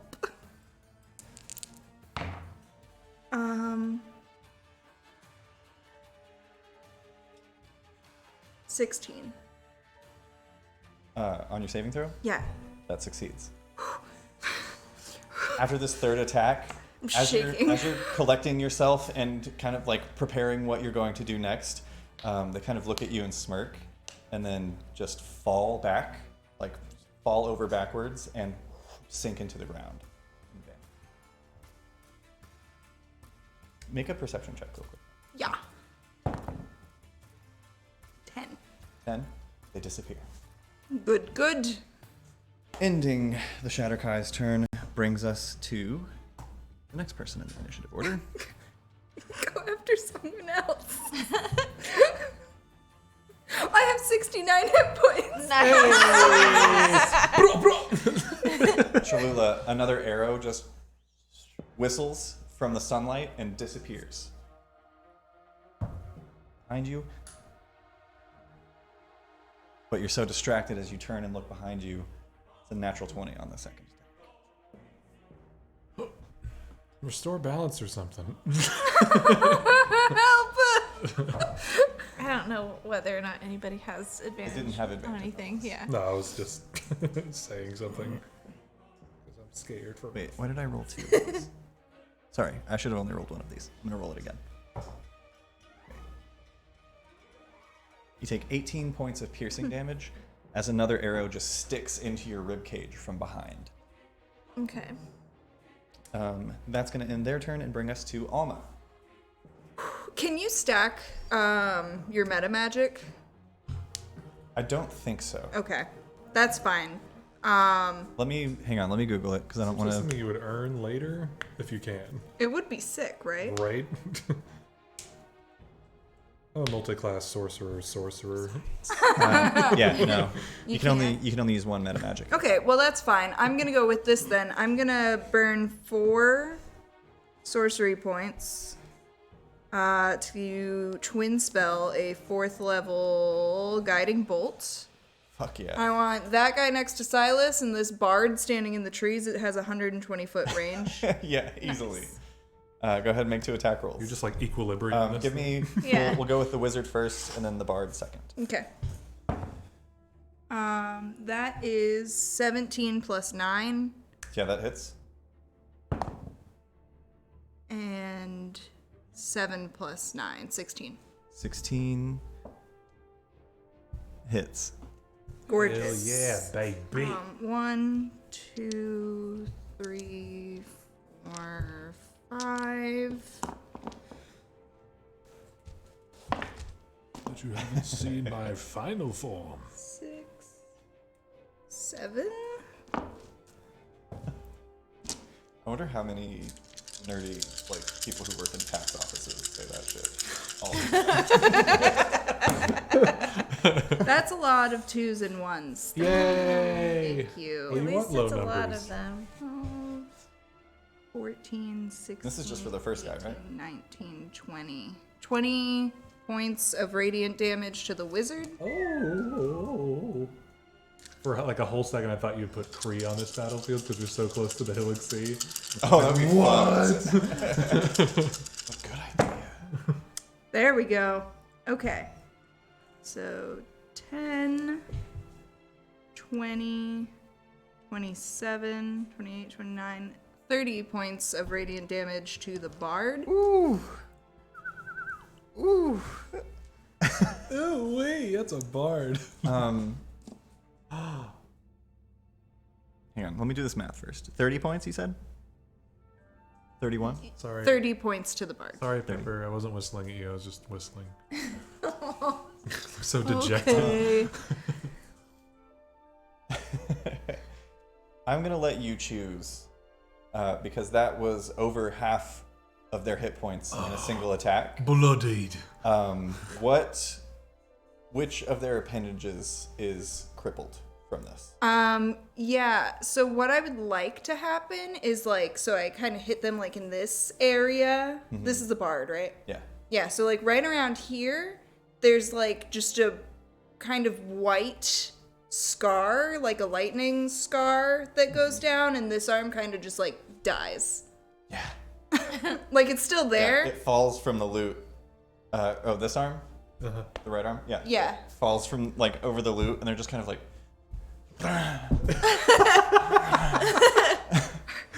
You bitch! I'm gonna have to turn that into a GIF. I'm sorry. I just I just have to do it. I'm sure Freya's already on it. Dies. And then, God, there's not a lot of great spots to be because I don't know where that other guy I mean, you're in the spot right now. Is it a bonus action to use your meta magic? It is just part of casting your spell, isn't it? You tell me. I think it is. Yeah, it's just kind of a thing you do. Okay, well, I'll say just this. pick If you one. want to use your bonus action to make a perception check, you're Oh. welcome. I would like to do that. 21. 21. Only Alma, at this moment, is aware that in the shadow behind this rock lurks a shadow. Can I... Is it a free action to call out? I'm going to call out... Silas, you've got one behind you. With that, like, just like that? Um... I'm kidding. I'm No, I'm probably panicking. This is the voice I'm using to not scream. I'm gonna... one behind you, buddy. One on your tail, friend. I'm right actually just gonna... What I'm gonna do, this, like, bright tree kind of behind me. Yeah, I'm just gonna get my back to that with my movement. And if a guy drops from it, I'm gonna bite him. Ready in action Absolutely to bite. fair. She's already used her action. Ending Alma's turn is going to bring us back to the top of the round. Cholula. Okay. Can I tell yet who's been firing arrows at me? If you want to use your bonus action to make another perception check, you can do so. With disadvantage because you're looking into the sun. Nah, I'm gonna fire an arrow at the bard. Hell yeah, go for it. I'm glad he got at least one good line in before it goes down. I was gonna say, man, That's a 24 to hit. 24, absolutely. like a javelin. Hi. He is aware of you, though, so however, you don't get sneak attack on this roll. Okay. A bunch of cowards, man. Just jump them.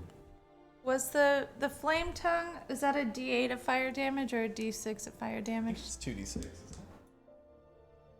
It's either 2d6 or a d10. I don't remember what I said. Did you write it down? Oh, D10 of fire damage. Yes.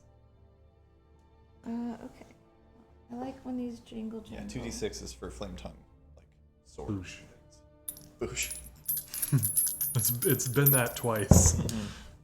Nice ish. Is that a 7 or a 1? Man, that's really That's a 1. italicized. Okay. So that is going to be 10 points of piercing damage and then a point of fire damage. Ooh, hot boy.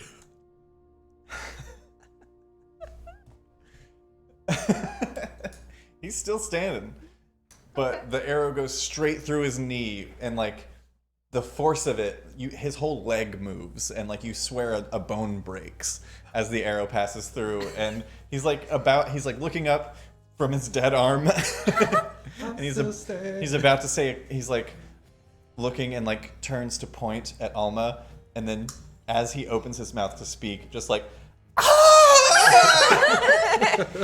Okay, so then I'd like the to bard. go towards the tiefling. If I can be just like within 30 feet. Within 30 feet? Yeah. Oh, perfect. Yeah, well, in this case, you've got plenty of movements. The tree? Yeah. Perfect. Okay. From there, I want a bonus action send out the dancing sword to the tiefling. Hell yeah.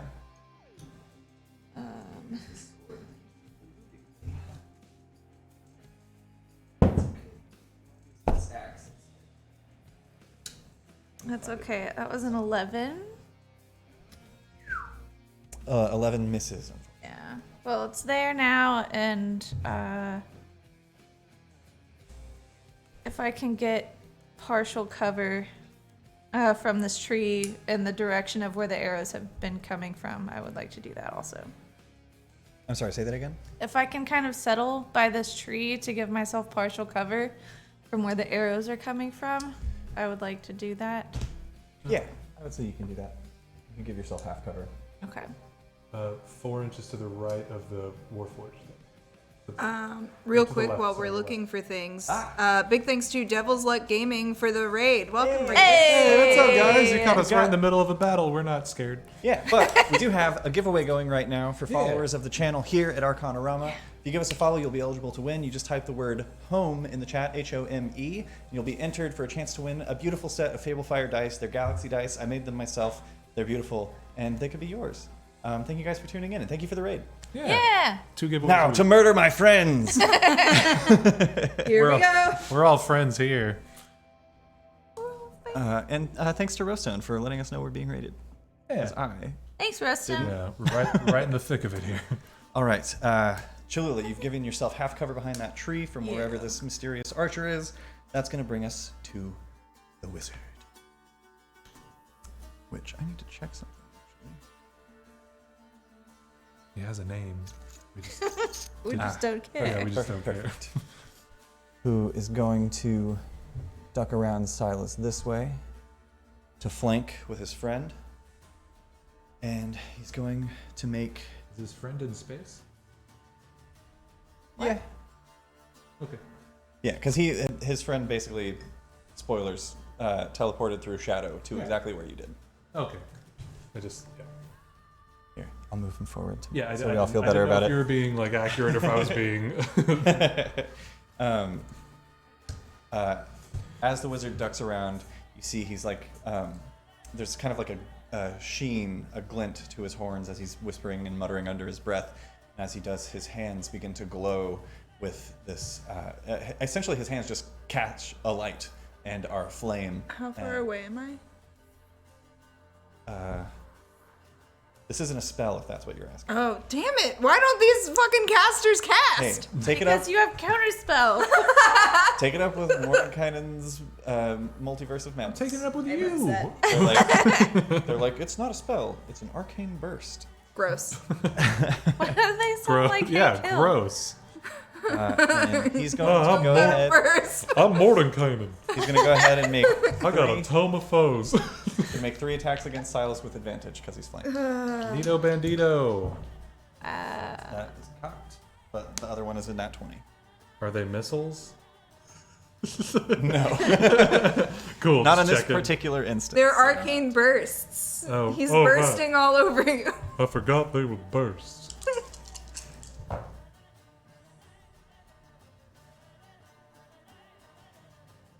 21 doubled. my God. No, sorry, 21, 24. No, yeah, 21 doubled to 42 plus 3, 45. 45 points of fire damage from the first attack. Jesus. I'd like to restore balance on the second attack. Okay. As Cholula is watching from behind the tree, as he kind of like ducks out of the way of your dancing sword after taking a hit from it, and there are those glimmers in the air that kind of shift and settle. Second attack is a 16 to hit. No. 16 misses. And the third attack. Yeah. 25? No. Yes, absolutely. I don't think there is a universe in which I would have 25 AC without a double plate, if that's an option. 24 points of fire damage from that attack. The fuck? All right. That's his full turn. Oh, I need to roll for something actually for him. If he That's a gets 5. Okay. Ending the wizard's turn, tiefling's turn, I should say, is going to bring us to the bard. Do something. barely hanging on. As a bonus action, he uses his good hand to reach down into his pack, pulls out a potion and pops. He's going to down that.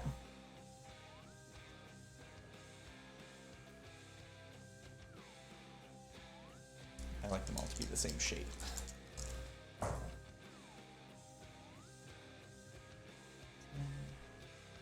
14 points of healing for the bard. 17. I don't need to say these things out loud. That's his bonus action. And as his action, he looks down at his dead arm, which still hasn't it's like the fingers are twitching, but he can't move the arm itself. And then he just starts tapping on his pretzel. Oh, I knew it. I knew he was gonna find some hammer on. And, yeah, he just, and as he does, he vanishes from sight. Where is he? Even He's you can't finished. see him. Ending the bard's turn is going to bring us to Silas. Neato. How does the tiefling look? Other than murderous. Too, 'cause I'm not sure if you guys are in frame over there. Yeah, Yeah, they are. he's adjusting the frame as we play. Cool. Yeah, thanks, Robbie. Yeah. Robbie's in the chat. Robbie's in the chat. Robbie's in the chat. Also, big thanks to WeFirm and OG Mafia Mike for handing out a bunch of gift subs. Fuck yeah, thanks, guys. That's rad. I owe you a drink, we firm. Whee! Firm. How does the tiefling look? I know I hit him mostly in the He's- back on the first round, but how does he look? Compared to He how also he got came in. bolted. Yeah, compared to how he came in, he's starting to look rough. Also, he's kind of glowing with this arcane light. So if I'm not mistaken, Guiding Bolt gives the next... The next that attack should have gets been, advantage. That should have gone to Cholula's Dancing Sword. Oh, but I'm so sorry. That's okay. We'll carry it over because I also forgot. Carrying it to her or myself? Mm. We'll carry it over to Silas because he still got hit by the sword. Also, technically, the sword didn't wouldn't. hit. It didn't? No. No. Oh, we'll roll again. We'll see if the advantage would have made it. Single?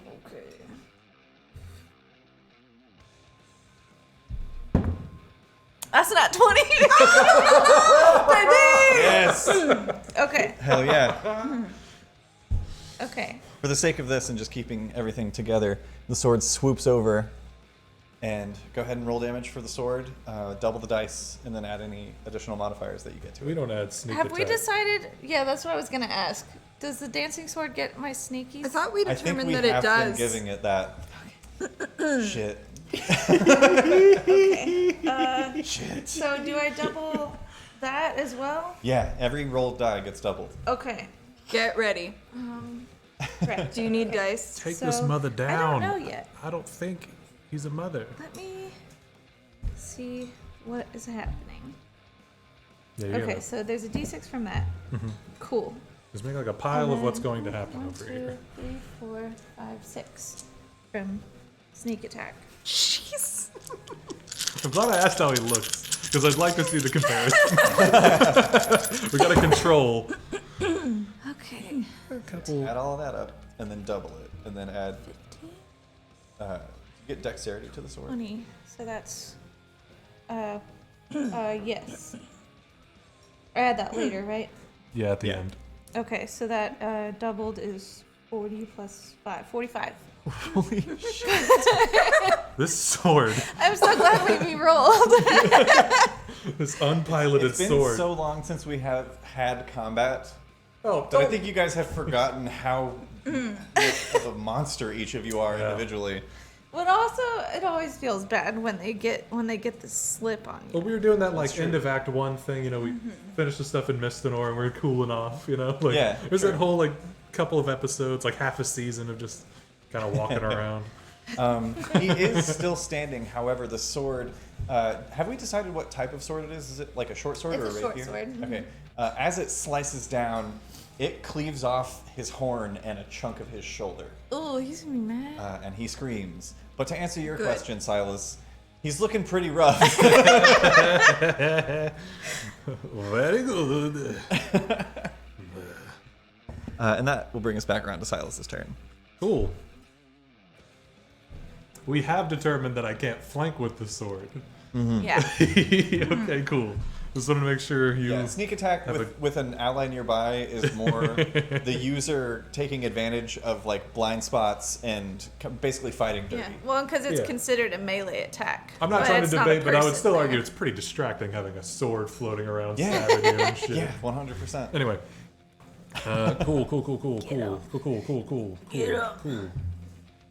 Cool. I'm gonna get him, Yeah. but not because you told me to. Okay. Do whatever you want. Oh, we have another sketch to add to the sketch group. Oh yeah. Sort of. Okay. Cool. I'm gonna take the war pick to his face. Yeah, go for it. No, I'm gonna rage first. Fuck I hear that there's someone behind me, and I just kind of like the shadow just kind of like rides up over my back and just takes over my entire visage. Yeah, and you swear that you can feel like that same kind of crackling, static energy as it envelops you. Almost feels like scales rubbing against your skin. Oh, you also have that other thing. What? In D&D, I have a thing. Yeah, he gave you that thing last time Zaboon? when you guys made friends. You and Shadow. Yeah. I'm saving that for later. Okay, I'm gonna take the war pick to his face if I didn't mention it. Yeah. Okay. We talking about the boon you just got? No. No, the Okay, cool. the thing I made. I was gonna say you used that in the first attack. I did. Okay, where the What are you looking for? anything in this app? Is fine. It's fine. They're like they keep spells and actions like two like tabs away. Hashtag not Yeah, sponsored. Hashtag will never be sponsored if they review the tapes. I'm open to it. It's, I think 26. they want somebody. Yeah, 26 will hit. Okay, cool. Yeah. So yeah, go ahead and roll for damage. The Plus plus two. one. Don't forget the plus one from the war pick and plus 2 from your rage bonus. Okay, so plus 8. 16 points of damage Yo. on the first. 16, you said? Yes. Still standing. And like it's like following through with that one, I'm going to like just shoot my hand out and my shadow blade will kind of like appear. Yeah. And I'm going to Oh, that's what you were swing- talking about. I forgot about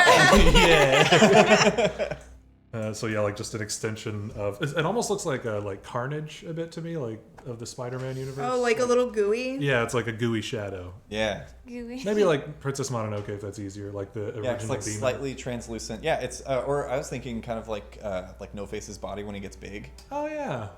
That's like kind of see-through but kind of gooey. Yeah. Mine's the like mouth. Yeah, the way like shadows work. Yeah. You guys are so bad.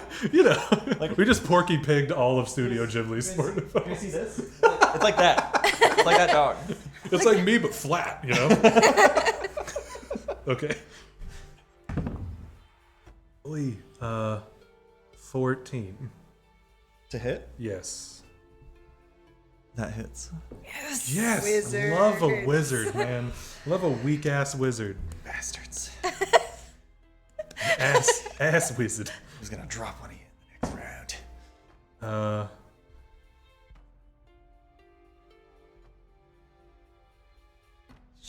10 points of damage. As you strike like directly into the side with the war pick and it's still on the body, you slash across the neck with the shadow blade, and you're kind of surprised when there's no resistance, there's no cut, but then there's just a gout of blood from the nose and he falls back. Ooh. Nito Bandito. Bye. We're cool. Say goodnight. That's your 2 attacks. It is, isn't it? But I just had this really crazy idea that I would use a key point and do flurry of blows on the guy behind me. You used your bonus action to summon the shadow blade. Is it a bonus? It is a I bonus thought it was just action. when I hit with a melee. No, it's a bonus action. Oh, fart on my butt. Yeah, it's a bonus action to you use a key point to then use your bonus action to do a flurry of blows. Oh, we should clarify that on the Shadow Blade. Yeah, it's a bonus action to cast. You can basically just cast that spell once per day. Okay, because I have it as a weapon. I'll just add it to the description. Yeah, well, it should be in your spells because it's attached to the weapon. Ah, yes. Aha! See, multiple tabs, baby. Really, it's spells, left, inventory, actions. I just touch the little button that shows me everything and then pick what I want. Yeah, I'm gonna do the web page here in a second. Actually, probably. Does that end your turn, Silas? Do you want to Bonus move it on? action. I mean, I'm gonna turn around. Okay. After Doesn't take follow any through movement. The neck cut. Just turn to the shadow friend. Yeah, you do so. They have a curious look on their face. Ending That's Silas's Silas's turn. voice when he's covered in shadow. Ending Silas's turn brings us to the Shadow Elf, who kind of shimmies around you. They're going to use their action to reach into their pouch, pop a potion, feed it to their downed wizard. Dude, they can't also have items. That's not They allowed. can do everything you can do. No, they can't. No, because- it's not allowed. It's like when you're playing Pokemon and you're about to get a guy down, and then the trainer's just like, by the way, full restore, and you're pissed as hell. Yeah, it's like that right now, currently. What kind of bottle was it? Was it like a good one? Seemed decent. He's not like he didn't do like a backflip to get up or anything, right? He didn't, No. It didn't just. It wasn't like a can of spinach. And then, with their bonus action, they like kind of kneel down, keeping eyes on you. They're not leaving your threatening range. They quickly push the potion in, and when they see the eyes kind of blink of the wizard, they lay down on the side. And Silas, you know this better than anyone. They sink into that wizard's shadow and are now somewhere else. Cool. Ending the Shadowkai's turn brings us to the fourth party member, who is going to make 2 more attacks against Cholula. Cholula, you have half cover, which means that you get a +2 bonus to your armor class. Okay. So keep that in mind, and I will just tell you what I roll. Natural 2 is going to miss for the first attack. Wait. As you hear just like that, as it like sticks into the other side of the tree. And a natural 1 on the second attack is Yeah, also going to That miss. misses too. It splits the first arrow in the same spot on the tree on the other side. Can there Great not natural let one. me see them? Can I know where they are? On your turn. That's cool. Do whatever you want with your nat one. Sorry, I'm getting over myself. So typically, the way that like stealth works is when someone attacks you. They can you are see you alerted because to their it's happened position. to me when I threw those little animal balls. Yeah, but because of the nature of this encounter, because it is sunrise and they are using the sunrise to their advantage, you know that the arrows are coming from the east, Yeah. but you don't know how far away and you don't know exactly where. Yeah. Because when you look to the east right now, it's just.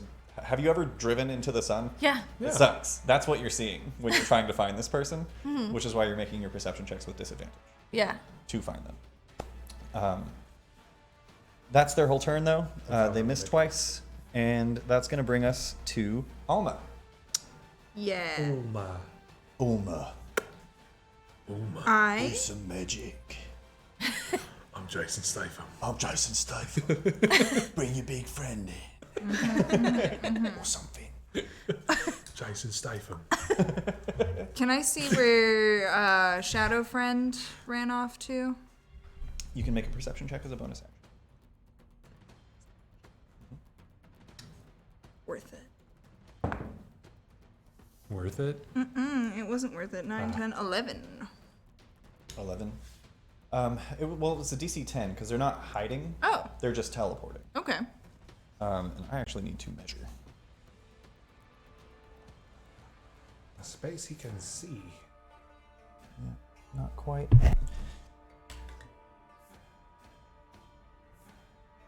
So it'd be like right yonder. You see them kind of ducking behind that tree. I'm assuming, Silas, you like followed them as they moved around you. Yeah, like. You didn't just stay looking in that direction? Yeah. No. I've like after as you described. After I realized they were doing the same shadow thing, I'd like know the tells of how the shadow moves. Yeah, and Alma, you notice them kind of ducked behind that tree, chains in hand, with like straight gaze on Silas. How far away Straight is he from... How far is he love from me? From you? Yeah. Straight gaze. From you, he is 6. No. From your base to his base. Out of the way, bushes. Right on like 65 feet. Cool.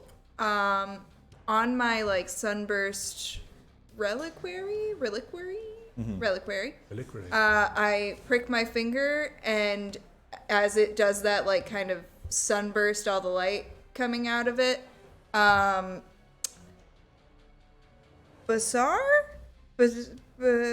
Bodan. I should know that off Those the top are of my head. phonetically opposite. It felt right. Appears from behind him. He's a little guy. And this is the defender version. So he has his mace, which looks just like my reliquary. Yeah, just this starry, or star-shaped, I should say, like golden spike. Grouping of spikes. And he's gonna mace him. Fuck yeah, Mason. And then he pulls out a tiny bottle and sprays him in his eyes. Raises the mace Okay. up. Shh. My friends invented this. Yep. Okay, so that is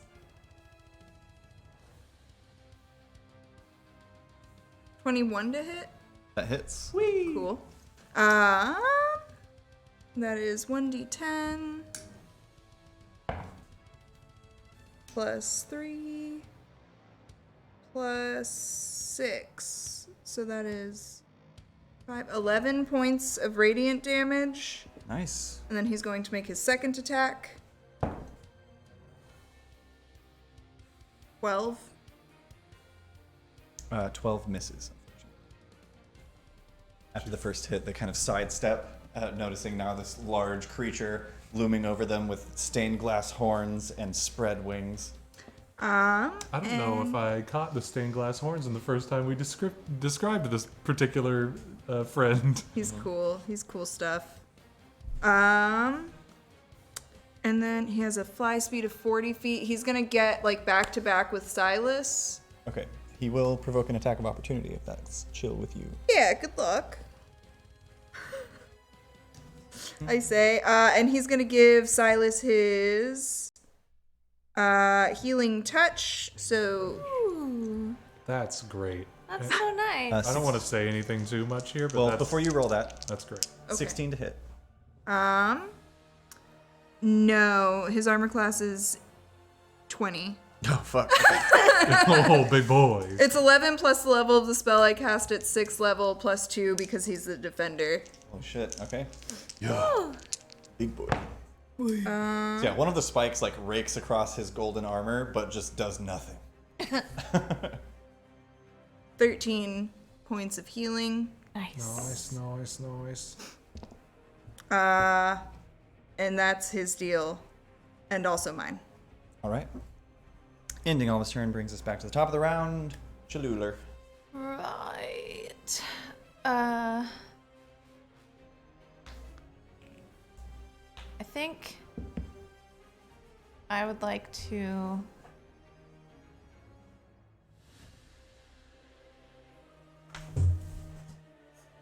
If I want to look for that other guy, it has to be a bonus action now. Mm-hmm. All right.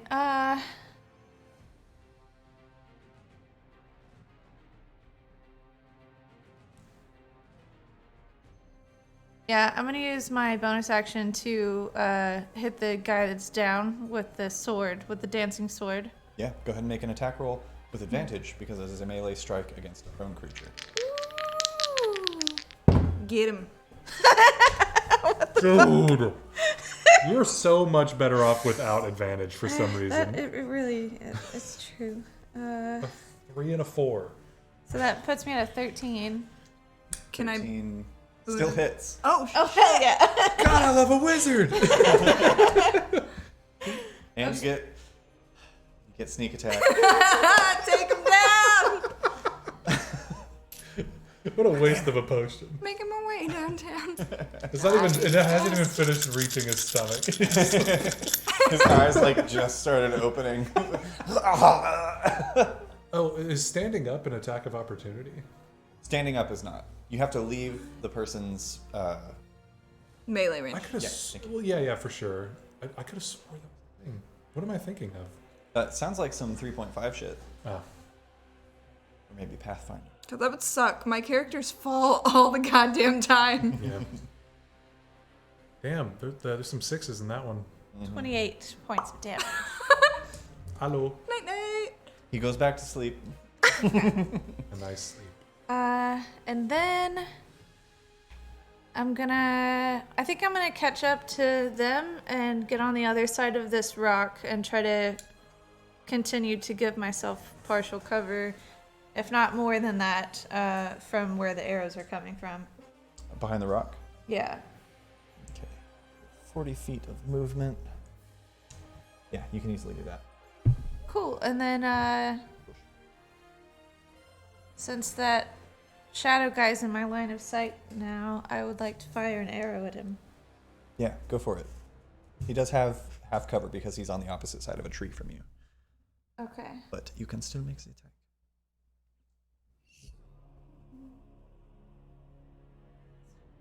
To put them all back exactly where they go. Okay.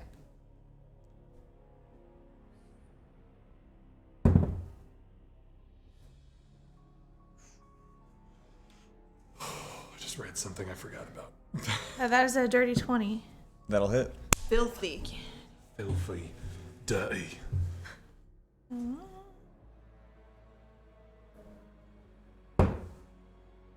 What is that? That's probably a That's not a 7 because you rolled a d6. No, that's a 1 for It's sure. a 1. Okay. What is that one? A 3. Or a 2. That's 8 points of damage. All right.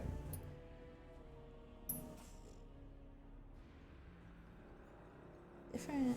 Sorry, you said 8? Yeah. Okay.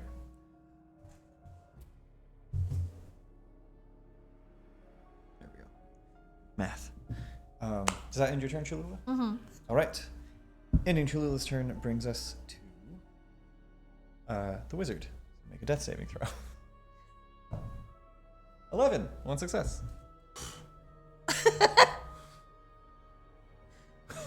You would.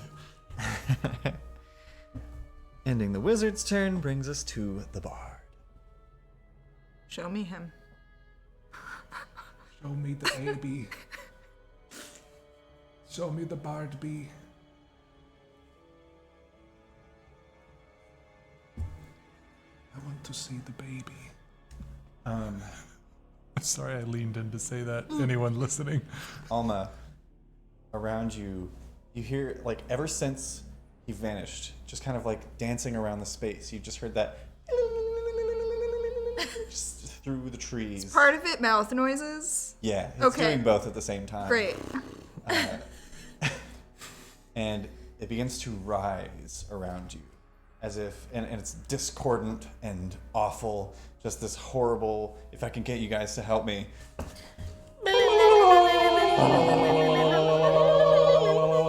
Thank you. I need you to make a Constitution saving throw. Well, I didn't know I was helping you do that. Ha ha ha. Ha ha ha. 24. 24 succeeds. Okay.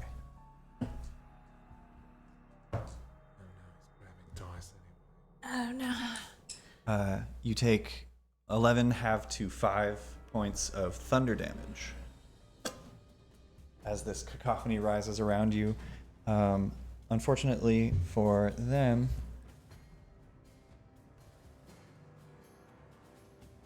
their invisibility wears off as they do this. See them standing about Oh, he's 15 so feet close. behind you.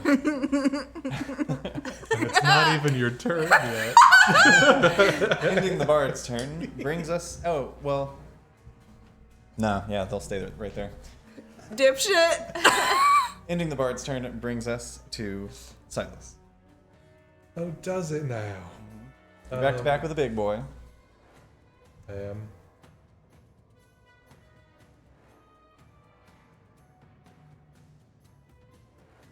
I think, like, in just kind of in the mindset that I'm in right now, I'm just gonna hit the dude on the ground with a war pick. Okay. Go ahead and make an attack roll with advantage to murder a man. Yeah. Sleeping man. Yeah. You bastard. We talked like the lightest shit that the Mistwalkers have ever talked. That's true. And then we got Basically just jumped. like, you're pretty much stealing, are you We dickheads? threatened a guy with his life once, and he was like, "Get out of my office." These guys were like, "I don't like the cut of your jib," and they're like, "Later."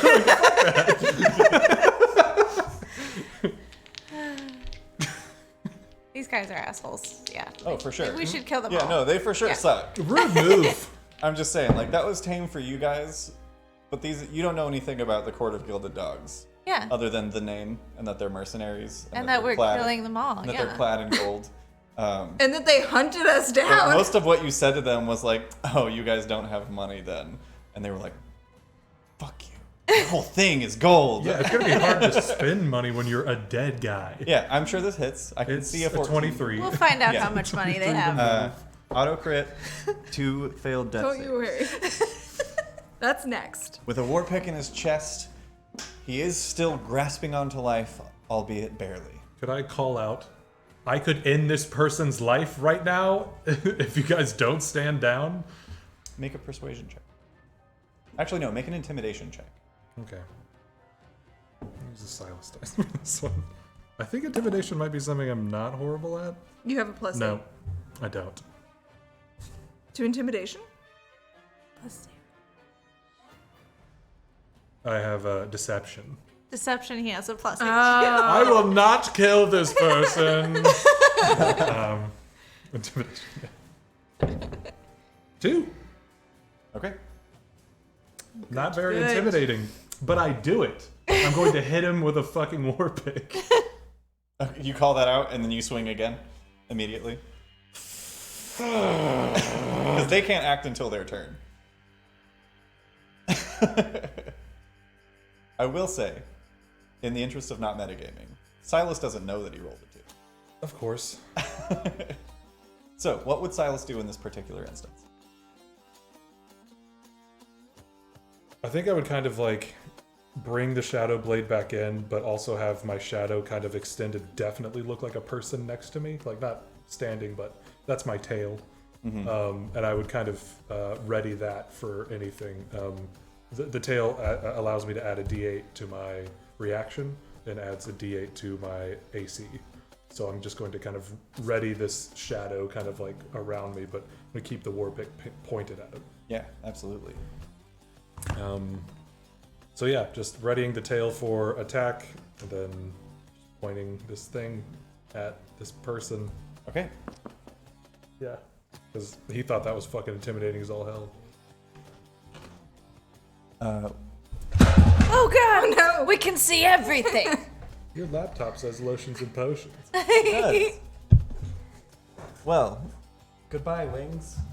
Oh no. Your shit clipped. You all saw that I wasn't touching it, right? Yeah. We'll fix it. Silas's sword. Well, We'll get Okay. them put back together. It's this fine. sword was here. Yeah, I've got super glue over here. Kenku's fine. We've got so much super glue in this house. Okay. Oh, it's still alive. Okay. Yeah. Oh, the trees. Yeah, There's a strong wind. a westerly coming straight in.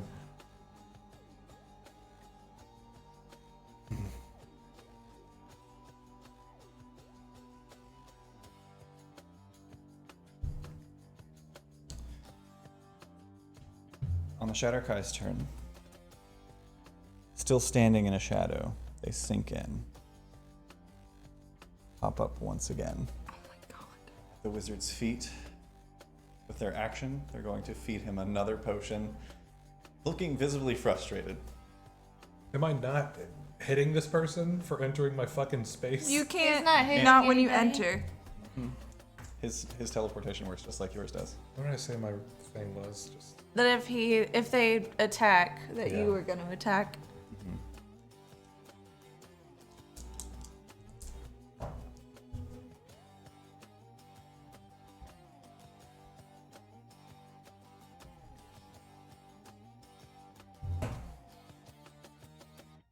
And he's gonna use his action on it and his bonus action. He's going to pull a rabbit aurora and stand. I'll just do this to make it all nice again. He's going to stand over and grant half cover to the wizard on the ground. Wordless, conversationless. Whereas before there was this look of intrigue at you and your shadow moving around you, now that interest has waned and you just see stone face, deep black eyes. I wouldn't say emotionless, I would say just on the edge of rage. That's their full turn. Which brings us to the third.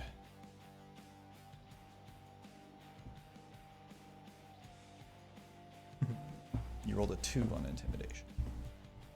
Yeah, I really wish I hadn't done that. Thought it was pretty intimidating, threatening someone with their fucking life. That's pretty good, but you don't know if these guys care about each other or not.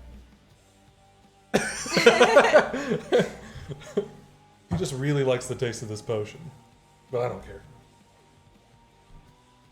I guess they also saw us, like, take care of a shopkeeper they were being assholes to, so maybe he thinks you don't have it in you to actually kill someone. Does a 16 hit you? No. Okay, an arrow whizzes over your shoulder, which is an attack. You didn't technically have a held action though, because you used one of your attacks. You can't hold half an action. Mm-hmm. So I'm going to roll the second attack. Natural 4. 2 arrows whiz past you. Can I not do a deflect missile thing if they miss? Or Only if they hit you, because it negates the damage. Yeah, that's right. It's the damage thing. That's their turn. That brings us to Alma. Yeah, I'm gonna walk up on this little guy here. Just walk right up to him. Mm-hmm. Okay. I'm gonna put my hand on the top of his head. Uh-huh. And I'm gonna get real close. And I'm holding and inflict wounds at 5th level. Okay. Oh, God. And I'm looking him in the eye and I'm just gonna say, if you have any influence over your friends, you'll call them off. Make an And if he does anything but that, 4th level inflict wounds. Okay. Make an intimidation. Or 5th, yeah, I'm You sorry. said fifth.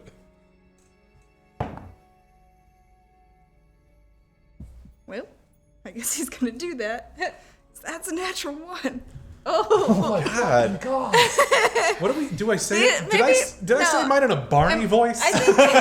What? We'll kill I have a him. question. If I roll a natural 1, can I still use my boon of fate to bring that roll up, or is it just one? I'll is say one? yes. Okay. The specifics of the boons and how they were bestowed. I think this I mean, pertains to no, fate. like, from the way that they acted in the shop, these guys are just so far up their own asses that, like, Yeah. no one could be better than them or Yeah. hurt them or make them pay for stuff It's true. because they were heroes that one No, time. So that's good call. So that's Good a call. 14. I don't think it's even because they were heroes that one time. I think it's just because they think they're the hot shit. Yeah. In a small town, right? Mm-hmm. I'm sorry, what was that? 14. 14. Okay, that's better than 1. It's a lot better than 1 or 2. I'd Yeah, say. what did you add to that? I rolled a 4. Oh, right. Okay, I was like, how did you roll higher than a 10 on a d10? You have additions to intimidation. Yeah, it's a +9 to intimidation. Fuck yeah. Okay. Let me write that down, actually. 14 on the bard. And you're holding your action to cast a 5th level inflict wounds. If he doesn't, tell his friends to stop attacking. Yeah. Good to know. That brings us back to the top of the round. Cholula. Cool. I'm gonna do a cool spin move out of behind the rock. Oh, my guy. I'm so sorry. What? I have my dude out. Yeah. He goes right after. Oh yeah. Yeah, initiative. Yeah, initiative. He's gonna come up behind the Shatterkai, Okay. and I'd like him to just pick him up. Okay. You can attempt to grapple. Make an unarmed strike. So just roll a d20 and add strength. 14. 14 doesn't hit the shatter. Oh, well then he'll just try again. Okay. 14. He's a slippery. Oh, wait, but he's flanking, yeah? Yeah, Yeah. Does that count for a grapple? it's an unarmed strike now. Yeah, it should. So yeah, roll 2 more times. That's a 2. He doesn't like these dice. You have to roll good. That's a point. You just roll the same thing 3 times on a d20. What the fuck? That's like a 1 in 800 chance. I don't even know. Yeah. Now everybody stop or I'm gonna kill him! Listen to my daddy. He Okay. just tries to pick this dude up. He's slippery. He's real slippery. This guy's sweaty. Yeah, you didn't mention that Shatterkai are greasy. Okay, that brings us to Cholula. Yeah, so I'm gonna jump out from behind that tree, Yeah, and you I'm do it. gonna kind of like through Silas's space, rapier the Shatterkai dude. Yeah, you can absolutely do that. With ADV? Yeah, with advantage because you're flanking with the big boy. Bodon? I'm gonna roll these Hold on. separately this time, okay? Maybe that's it. Maybe they're interfering with one another. Maybe. Well, Well, it's a spread. It's not. You always roll with advantage, and it's 1 point off on both. that on is a both. 26. 26 hits. Go ahead and roll for damage, and you can add your sneak attack to this. Hell yeah, dude. Yeah, Butterfly's saying that grappling is a contested roll normally. We're using the 1 D&D rules for grappling, where it is an unarmed strike. And if it hits, then it doesn't deal damage, it just grapples the creature. Because it makes monks give everybody hugs. Yeah, and if they can do it, I can do it. I can hug anybody. Also, that's how vampires have always worked anyway, so... Which I know now. Didn't before. Just a room full of boxes, huh? Yep.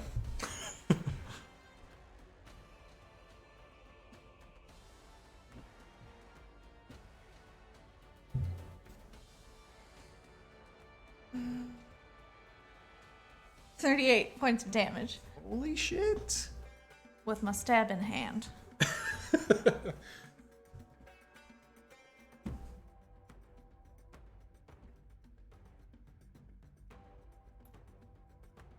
can't believe that dude just lost his wings. Yeah, I mean, his axe broke off last week. I just haven't glued all of his shit back on yet. I don't know where the second wing is. I only found one. We'll find it. Yeah. His sword fell off. It was his low hand. It's not his. He's not like doing this. It's like the low hand. But the sword came off of. So. Wow, yeah. That you like stab through the shoulder, and it hurts a lot. Cool. And then for I'm gonna bonus action have the dancing sword come from behind him Yeah. and also do a stab. Hopefully. $13. 13 misses. Kind of like pulls out of the way and like reaches up and grabs the shoulder. Does that end your turn, Cholula? Yes. All right. That brings us to the wizard. If he's wise, as wizards are, he'll lay down. This is my wizard. He is my friend, and he is also very, very wise. With his bonus action.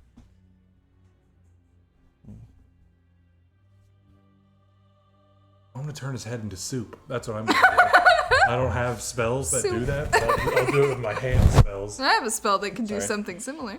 You watch as his eyes open again and he coughs up some blood and kind of like brings his arms and legs in, and as he does, kind of coalesces into this mist, and he's going to misty step 30 feet away and comes to standing there, and he's like, sorry, friends.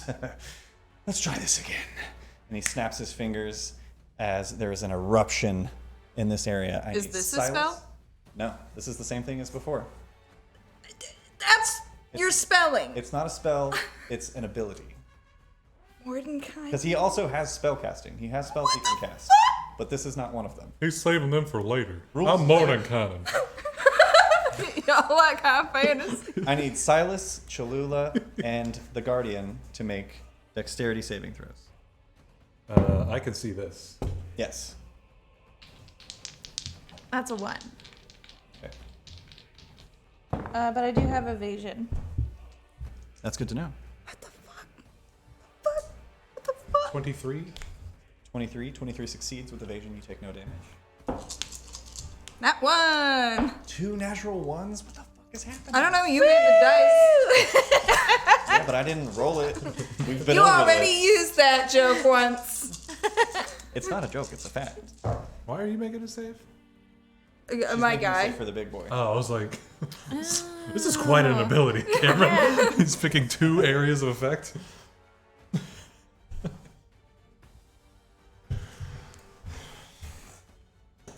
More like shitter Kai. I really don't. I'm trying to vamp a little bit. Shitter Kai. Yeah. Silas says that to him and punches him. Cholula, you take 58 points of fire damage halved to 29. The big boy takes the full brunt on a natural one because he doesn't have evasion of 58 points of damage. What about the Shatter Kai? It's not effective. Cool. No, wait. For Yeah. those of you who are curious, Yeah, just so it doesn't seem like I'm being aware it's a an careful asshole, spell of some sort. this is an ability called Sculpted Explosion, where the wizard creates an explosion within range, within 150 feet of him. There's an explosion in a 20-foot radius sphere, and everybody in it makes a dexterity saving throw.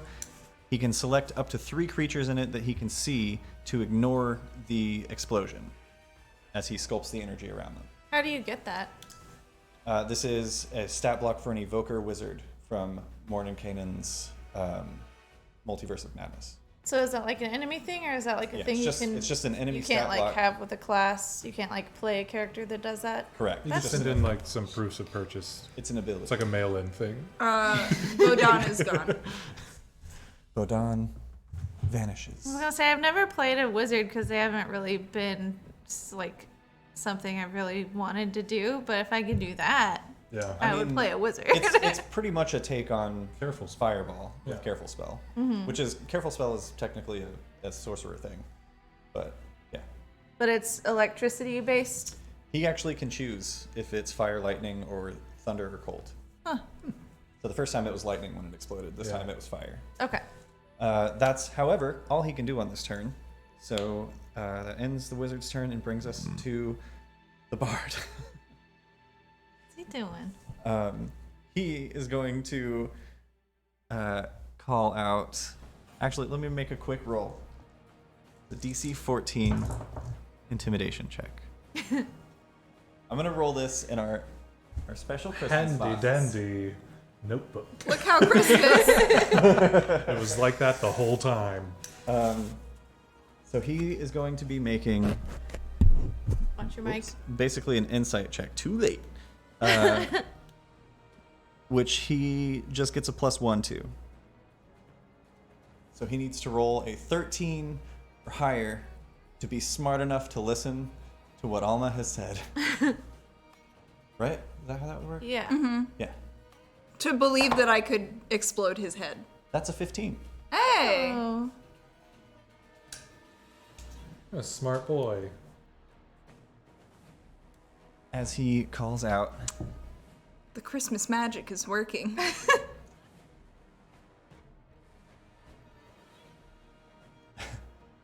he's standing there. He's like, Kashun, stop! Zeno, stop firing arrows! We should just go, right?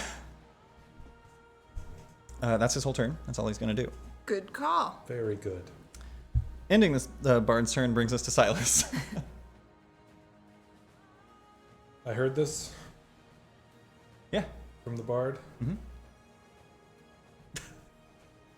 Kind of hoping it didn't. You can hold your whole action. Yeah. Can I get on the other side of the Shadow Kai? And Yeah. then can I hold an entire action to maim this person if they don't listen to the bard? Absolutely. Could I say... I don't want to say something like that.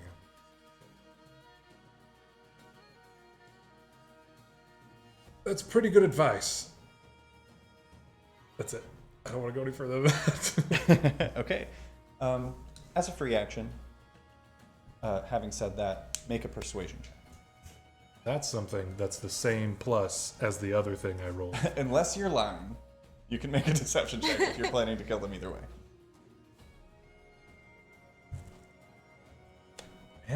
That's a good question. Am I planning to kill them either way? What turn is this campaign gonna take? Well, the thing is, if we let them go, they're gonna be like, "This Mistwalkers." Well, they actually don't even know our names. We never said it in front of them. That's true. No one of interest. No one of interest. It's a persuasion check. Okay. 16. 16. Al All right. natural. No pluses to that. I am not very persuasive, even though I was an interrogator for the Harpers at some point. All right. Ending Silas's turn. We're gonna bring our friend out once again, because as is the nature of these particular foes, if they decide to stay and fight, even though they are hurt, things could still go badly for them. So he's going to make an insight check. I think I had it backwards last time. He was checking to Is see the if he higher- understood the threat. Yeah, Right. Because the higher, well, and so okay, so for this persuasion though, he needs to roll lower. To be convinced. Yes. Yes, but for the other one, it was To be threatened. yeah. Yeah. So this Or is gonna- to understand the severity. Exactly. correct. So this is going to be another wisdom check, just a +1 to this on insight. 2, He needs to roll. 15. Yeah, he needs to roll a 15 or lower. No, he needs to roll a 14 or lower Right. What? to listen to you. You rolled a 16, right? Yeah. Yeah. So if he rolls a 15, that's 16 meets it, beats it. Right. And he's gonna yeah, keep yeah, I fighting. was. Oh, okay, yeah. Yeah. With meets the it, beats it. math, too. Oh.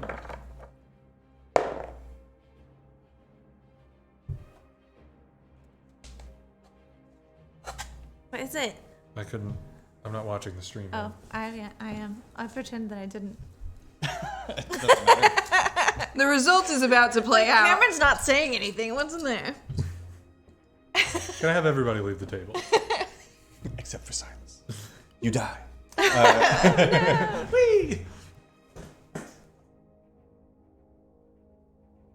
With a bonus action, he sinks into his shadow once more and pops up from the wizards. Turns and places a hand on the wizard's shoulder.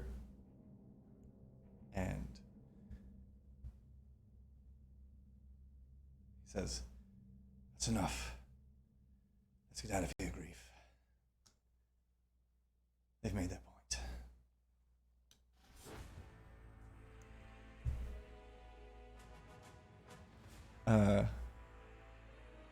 Yeah, no need to roll for this.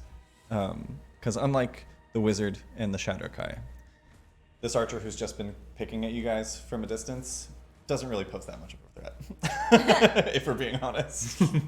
Just a commoner with a bow. No, I mean, it's a pretty decent stat block that you haven't done any damage to. Right. But in terms of like damage output and eventually finding them and murdering them, it wouldn't take long. Okay.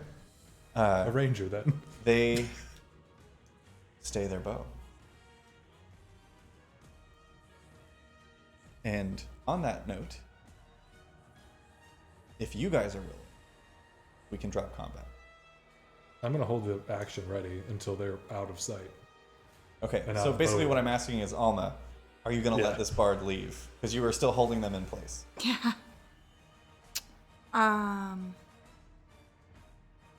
Still at their level. You're like kneeling down to them. Well, I just like lowered my upper half. I didn't. They're 3 feet tall. Our little skeleton is gone for some reason, but if you were to, He's taking a bath. It's He got they're like this high off the ground. To get on their level, you are like in Yeah. their face. Yeah, the way that all of you talk to me. Yes, yes. When we get home, all of us. My neck hurts.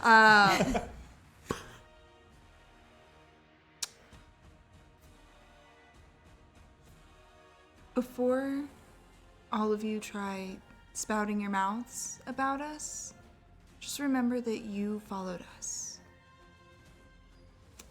And I'm just gonna kind of like bring him around me and send him back to his people. you give him like a light kick in the ass, and he like makes him jump a little bit. His arm flopping at his side. I'll cast a Cure Wounds on that arm. Okay, roll a d8. First level. Yeah. Yeah. That way if I need to disintegrate him in a minute, I still can. A manageable amount of health. 10 points. All right. I'll say that's enough. Feeling comes back to his arm, but that scar is staying forever. As he scurries off to his friends, who still, like weapons drawn, eyes on you, are slowly backing away. The tiefling has like a hand up on his now missing horn and kind of looks out at all of you, and he's like, Don't. Hold, I just hold a magic hand up. hold your fucking tongue if you want to say anything. I just woke up. he turns around and walks away. The Shadowkai doesn't turn around for a while, kind of like slinks back, chains in hand, just dangling at the side, loosely jingling, until the bard gets past him. He gets about 100 feet away, 120 feet, knowing some things about you guys now, and once he gets about out of that 120-foot range, turns, and they all disappear into the trees. Bunch of right assholes.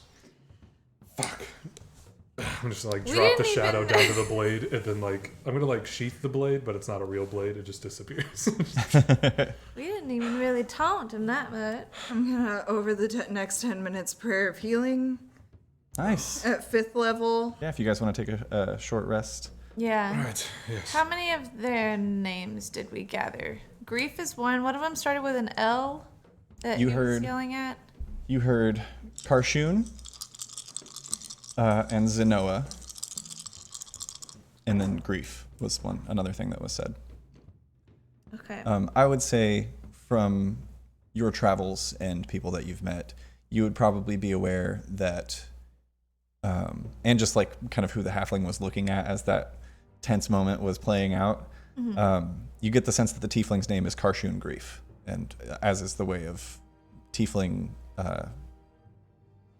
last names. There's a term for it. They typically have to do with, or they are typically like a word Yeah. or a noun or a concept. Okay, so Karshun, Grief, and Zenoa. Everybody gets 17 points of Heelys. Oh, nice. Well, Fucking love damn. heals. Hell yeah, rolling all over the place. Yeah, baby, arms out.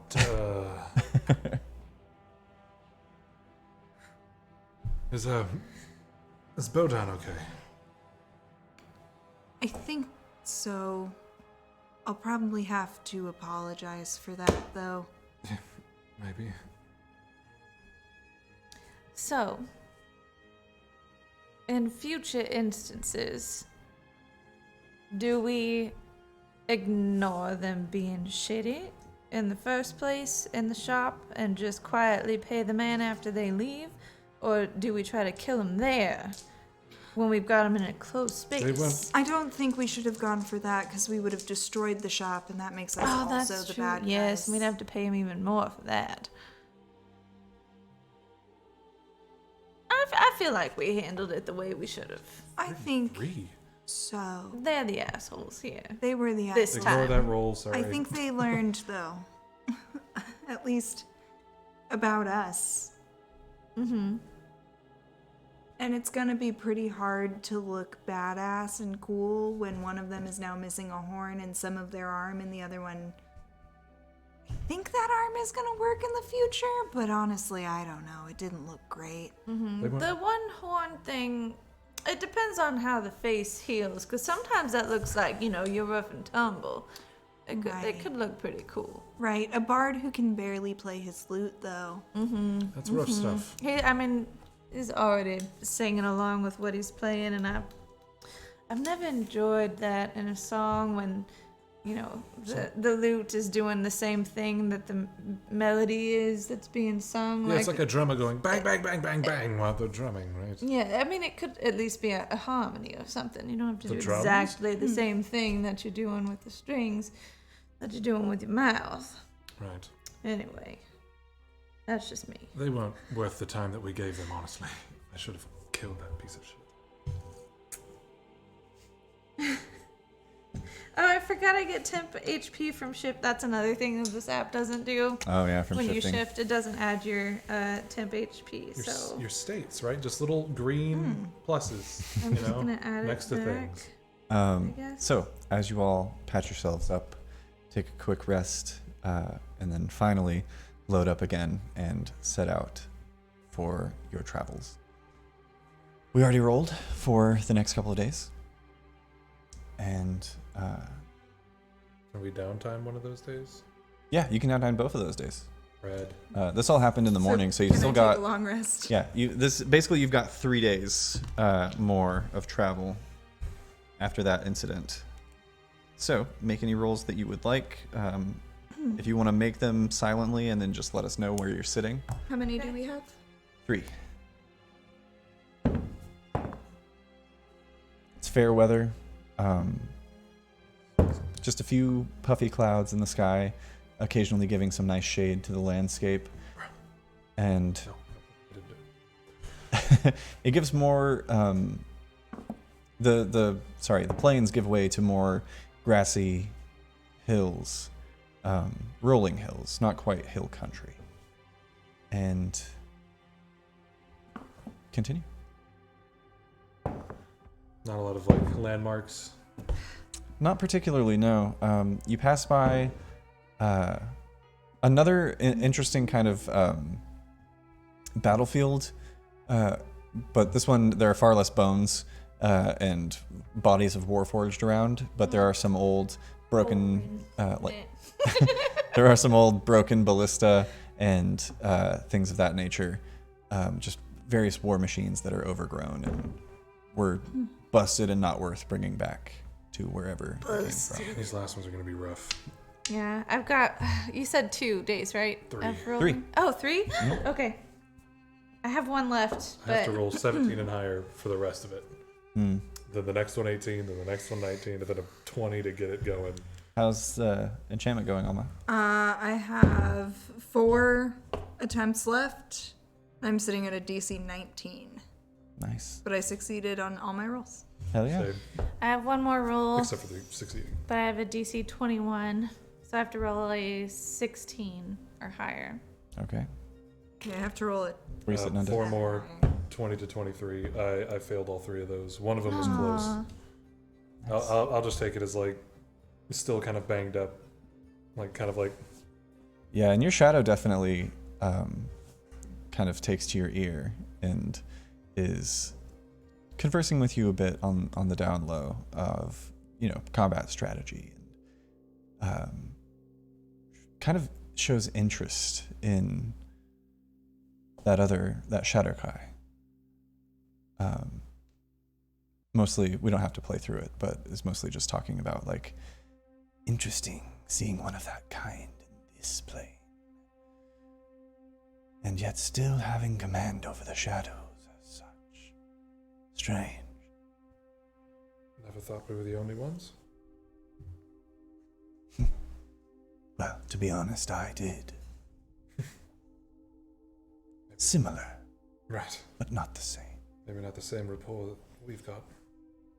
Of course.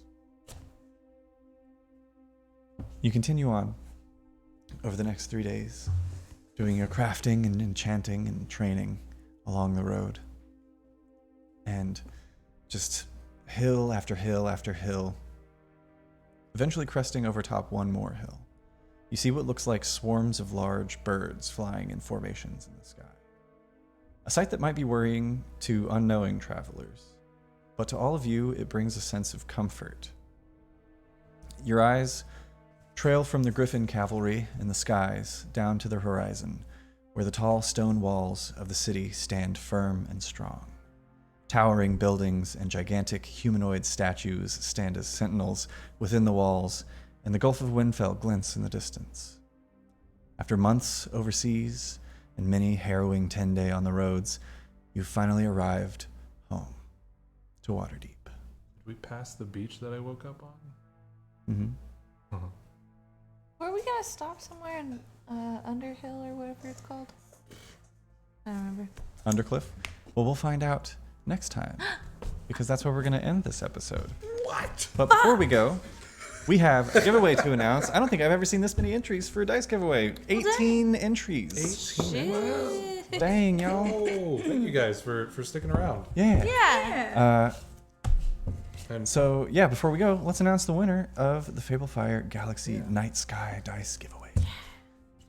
The winner, I'm so happy. The winner of the giveaway is Rowstone66. Congratulations, Rowstone, on your giveaway win. I hope you're feeling better. Yeah. I know that shit takes forever to get over, and I hope you feel better soon. Yeah.